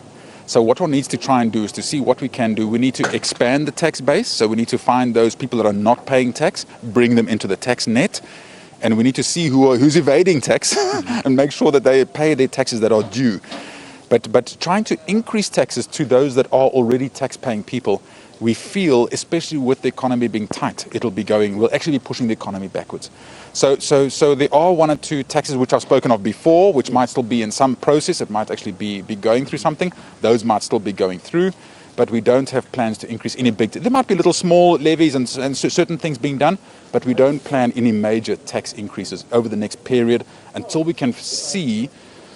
Possibly, we'll assess things as they go. If the economy opens up and things get a lot better, we do have an inequality problem in the country. Yeah. The gap between the rich and the poor, or the amount of people in the bracket, is really what inequality is.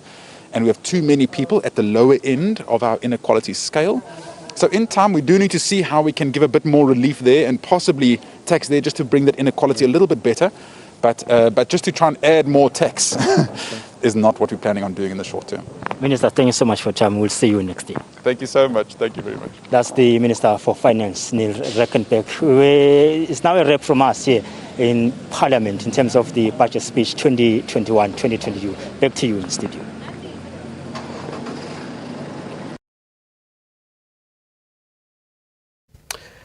Interesting reactions from our ministers at the Parliament there, together with our correspondent, LinkedIn Kudo, who's done exceptionally well, asking all the right questions, particularly from the Minister of Finance, Honorable Neal Rijkenberg, with the case of not increasing taxes.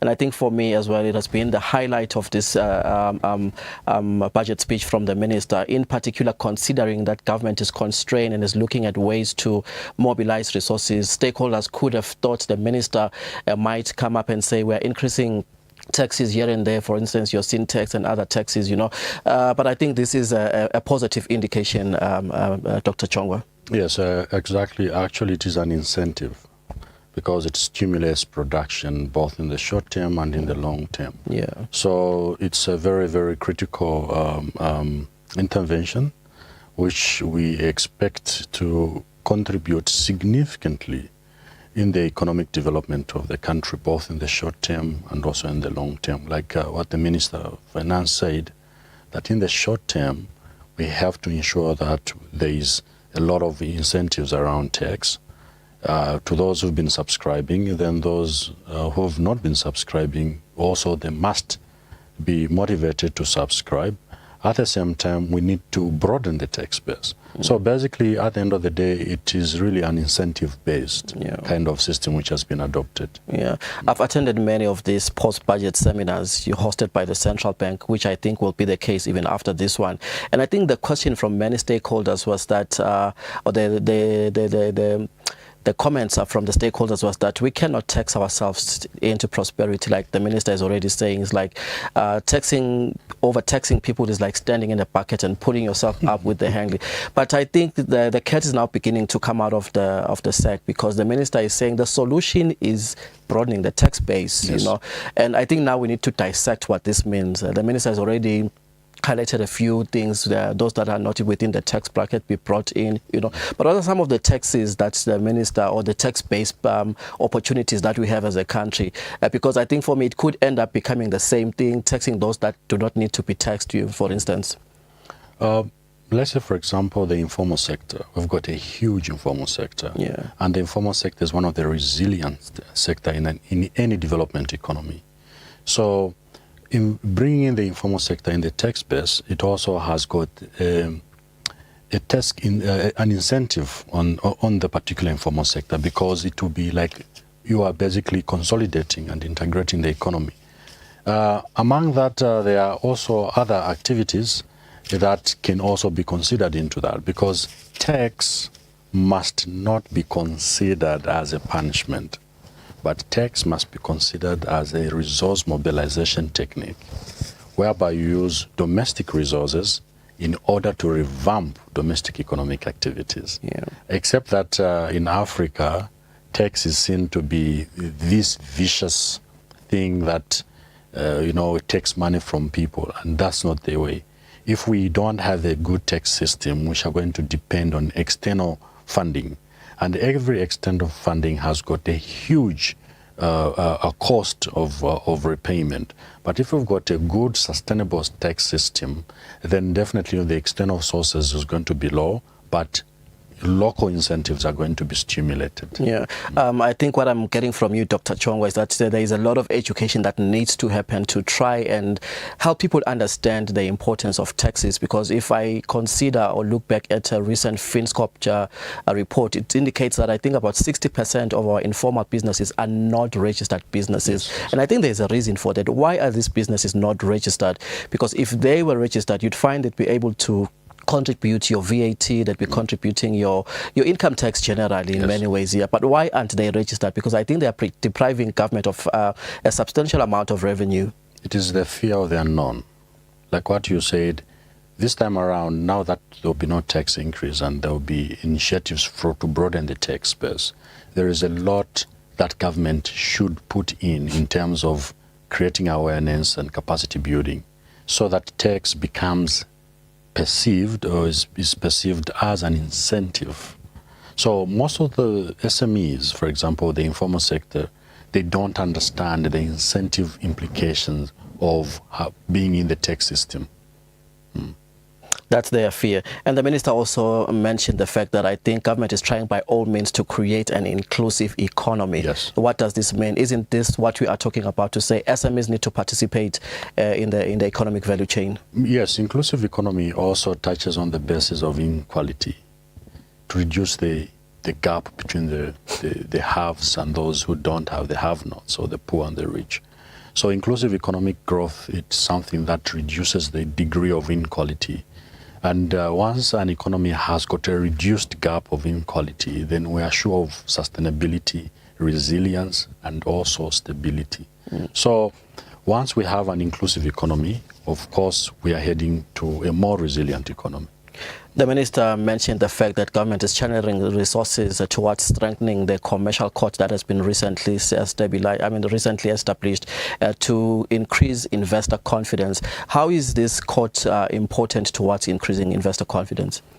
Basically, every investor is very much concerned with what we call due diligence in any country. And due diligence, it is based on the issues of risk management. And every risk management, it is under the umbrella of contracts and legal procedures around each and every business. Let's take, for example, you're an investor, you have invested billions of emalangeni in a project, only to discover that your project illegally, it does not meet certain requirements. So the procedure of taking legal clearance and so on, it might take long and the cost on the business. So if we have structures that are specific and specially designed to address those irregularities in terms of contracts and business values, then definitely every investor would want to be there because they know that due diligence is a priority in a country. Yeah. I think the public-private partnership narrative has been a very steady or stable narrative from government from since 2018 when the new cabinet was initiated into office. And the minister came in today to also say that they will be strengthening initiatives of public-private partnership nature. How can this contribute towards strengthening economic growth? Yeah, basically the private sector, it is one of the highly potential key drivers to economic growth because the private sector works on the principle of efficiency and effectiveness. And like right now, is it 220 million, if I'm not mistaken, has been allocated under the Ministry of Commerce to facilitate the shell factories. And one of the key respondent is Kellogg, which has come in, and we see how Kellogg, for example, has stimulated the local supply chain within that particular the factory and industry in general, because local entrepreneurs are involved to supply raw materials. The local entrepreneurs are also involved to distribute the finished products within the country and also across the region. So basically, this comes back to benefit the local supply chain and the value chain at the same time, which is also critical to the SME development. Yeah. Earlier on, when we kickstarted our conversation on this program, Dr. Chongwa, we did mention the fact that we expect the minister to allocate a significant amount of resources to the education ministry, in particular to try and meet the needs that have been brought about by COVID-19. And we see an allocation of 3.5 billion emalangeni. There seems to be a steady or a slight increase from what the minister got last year. Yes, and basically, I think it was well stipulated that one, the education sector is one of the largest sectors in the economy. Not only that, due to the COVID pandemic, it was delayed in its functionality, which subsequently has led to negative socio-economic implications, especially among young people.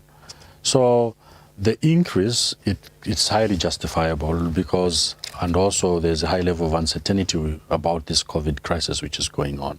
So I think the margin of increase, it will cushion the crisis. Yeah. If for instance, Dr. Chongwa, you look at the amount of resources that have been channeled towards capital expenditure, which is 6.37 billion emalangeni, the same amount as it was allocated last year, against the prevailing conditions, you would expect government is, yes, the expenditure has been reduced, but in terms of capital expenditure, government has maintained the resources that were allocated to this kind of expenditure. What do you think prompted our government to say, yes, the situation is like this, but we will not cut down on capital expenditure? Capital expenditure, Mr. John, these are injectors into the what we call the national flow of income. So capital expenditures to me are like taps. A tap, we don't have to close the tap because we get water from there. So these are not, it's not consumption spending, it's investment spending. So capital expenditure, to me, I wish to congratulate the government. Actually, I expected an increase on capital expenditure because high levels of any uncertainty on an economic crisis needs a lot of interventions which need to be placed to manage the risk. Yeah. So it's justifiable. Of course. And if we look at our overall expenditure, which stands at 24.4 billion Malangeni, and although with a deficit of 1.2% compared to what was last year, we talk about a decrease of 1.2% of total expenditure. What is the likely impact of the 1.2% decrease on the overall expenditure? Is it a positive or is it a negative? It can be both, because there are certain sectors that are going to be reduced in terms of their operational capacity. And basically, we will be postponing consumption to mitigate the impact. Postponing? Yes, because we'll finally revamp when the things are okay. But also, on the other hand, we are consolidating. We are strengthening certain systems, especially the health system, the education system, and also the infrastructure system. So we are basically shifting resources on urgent activities to more urgent activities in order to mitigate further economic damage. Yeah, and as we head towards the close of our discussion, Dr. Chongwa, one would actually ask himself why a minister would talk about issues of health within his budget. For instance, he was congratulating the country for being one of only 2 countries in the world that have reached the 95-95, with regards to issues of HIV, and he also touched on issues of TB and malaria as milestones that the country has made towards fighting these diseases, and also mentioning the fact that government continues to allocate more resources to make sure that the gains we've made are not lost. Health must be considered as an investment. Even around COVID, we must invest. We must see COVID as an investment opportunity or investment window. Because any economy which is not health, it does not have a human capital in place. And once we don't have human capital in place, then definitely the system is not going to work. So from the perspective of health economics, everything begins and ends with a good health. So from my own perspective, prioritization of health, because remember that economics has to do with financial crisis, for example. But this one is not a financial crisis. It's a social economic crisis. Now, a social economic crisis, it begins with crippling the health sector, then finally it cripples the economic sector. So if we fix the health sector as soon as possible, then definitely the economic sector also is going to follow suit. Yeah. In our discussion earlier on, Dr. Chongwa, you spoke about regional integration as a tool for creating linkages between countries to trade within one another. How do you make regional integration a possibility, particularly in the midst of COVID-19? If you hear the fact that the rollout of the COVID vaccine itself is not going to happen within 3 months to 6 months, government anticipate that at most it's going to take 2 to 3 years, and yet our government still expects to trade within Africa, within SADC and Africa at large. Yes. The sky is the limit.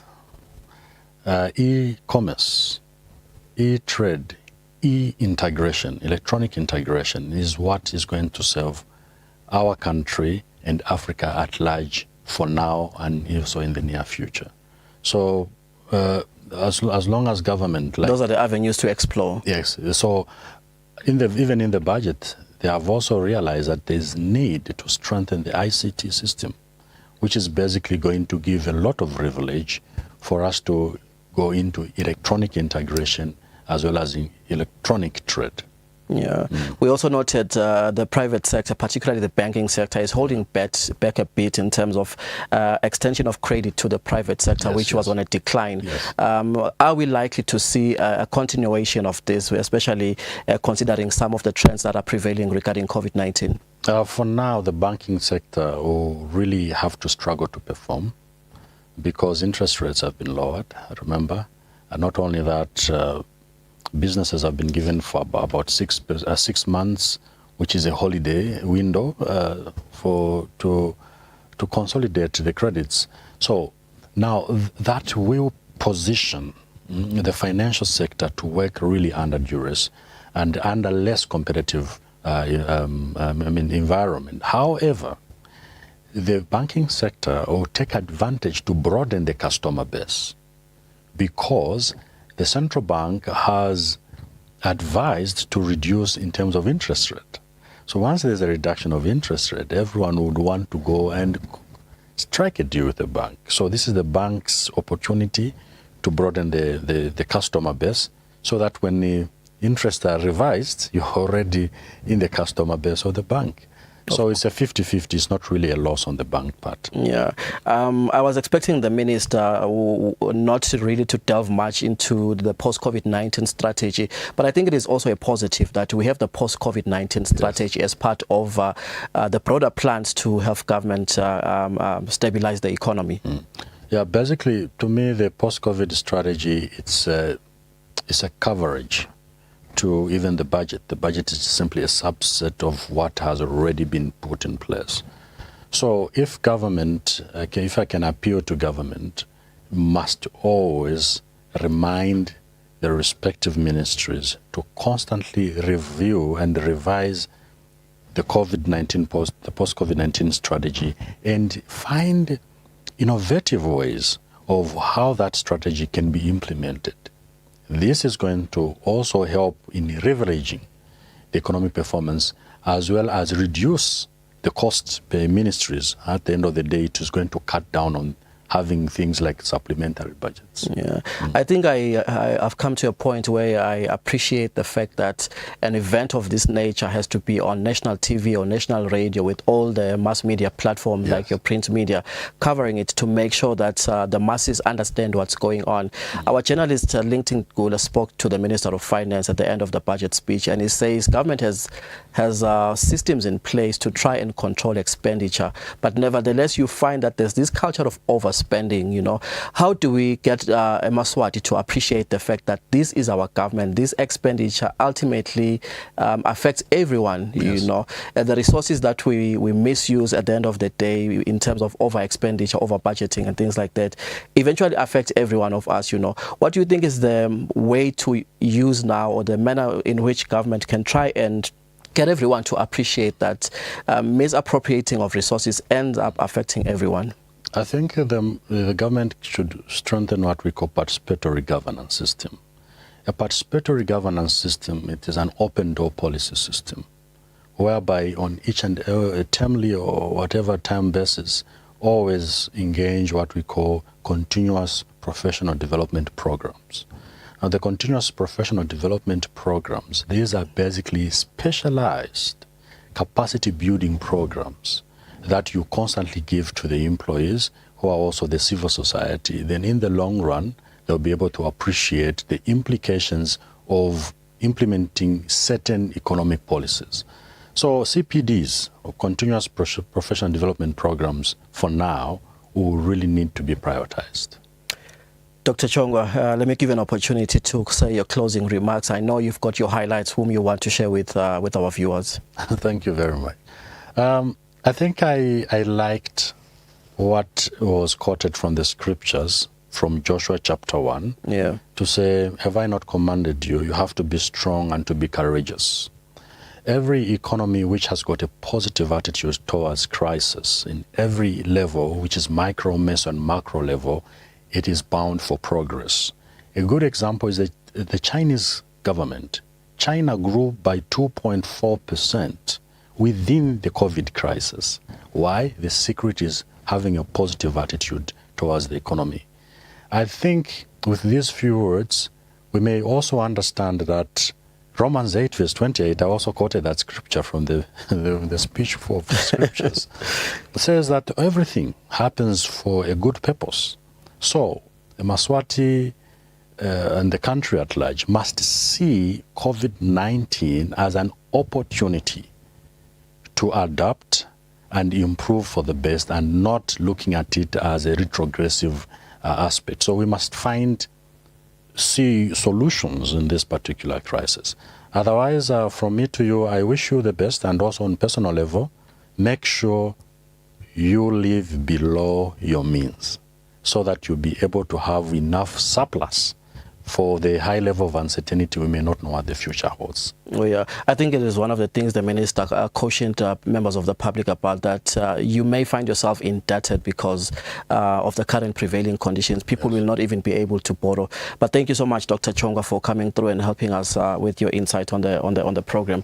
Sibongile maswahla mahle kuba nathi ke kulo luhlelo lapho khona besikhathe ke sinithulela usakadwa kwemaphakelo ke imali kuyathokozisa kakhulu kati ehlangothini lwalabukela abakhubatekile, njengoba besathi lokuthi kunebantu labakhubatekile labangasakhoni ke ukuthola ke usizo kuhulumende lalawo disability grants. Uhulumende ke uthi uyavula ke kulomnyaka kunabantu ke labasha lakade ukhona ukuthi babe ne-access to having disability grants, although there have not been increases in the elderly grants, but there is opportunities for more vulnerable members of our society like those that are disabled. Maswahla mahle siyabonga kakhulu kuba nathi tindzaba lethu ekhathi leti ke titawuchubeka ke umsakado utivete ikakhulu ke tike etindzabeni tanzambamo lapho titabe setibuthiswe kahle khona ngematiko maswahla Themba uthatha titfola lapho nasehlelweni embili kanye this coming Sunday. We also be looking at some of the issues, in particular focusing on certain areas, your youth, your value chain development systems and many others. How can we do that as a Maswati and take advantage of some of the opportunities that have been presented to us in the budget speech, your LUCIP opportunities? What can you do as a young person, as a farmer, and so on and so forth? We are going to be talking about this on Mbili Ganye on this coming Sunday. Thank you so much, Maswati Mahle. Jehovah kastigcine ke sibonane ngalokudako siphilile. Nisale kahle.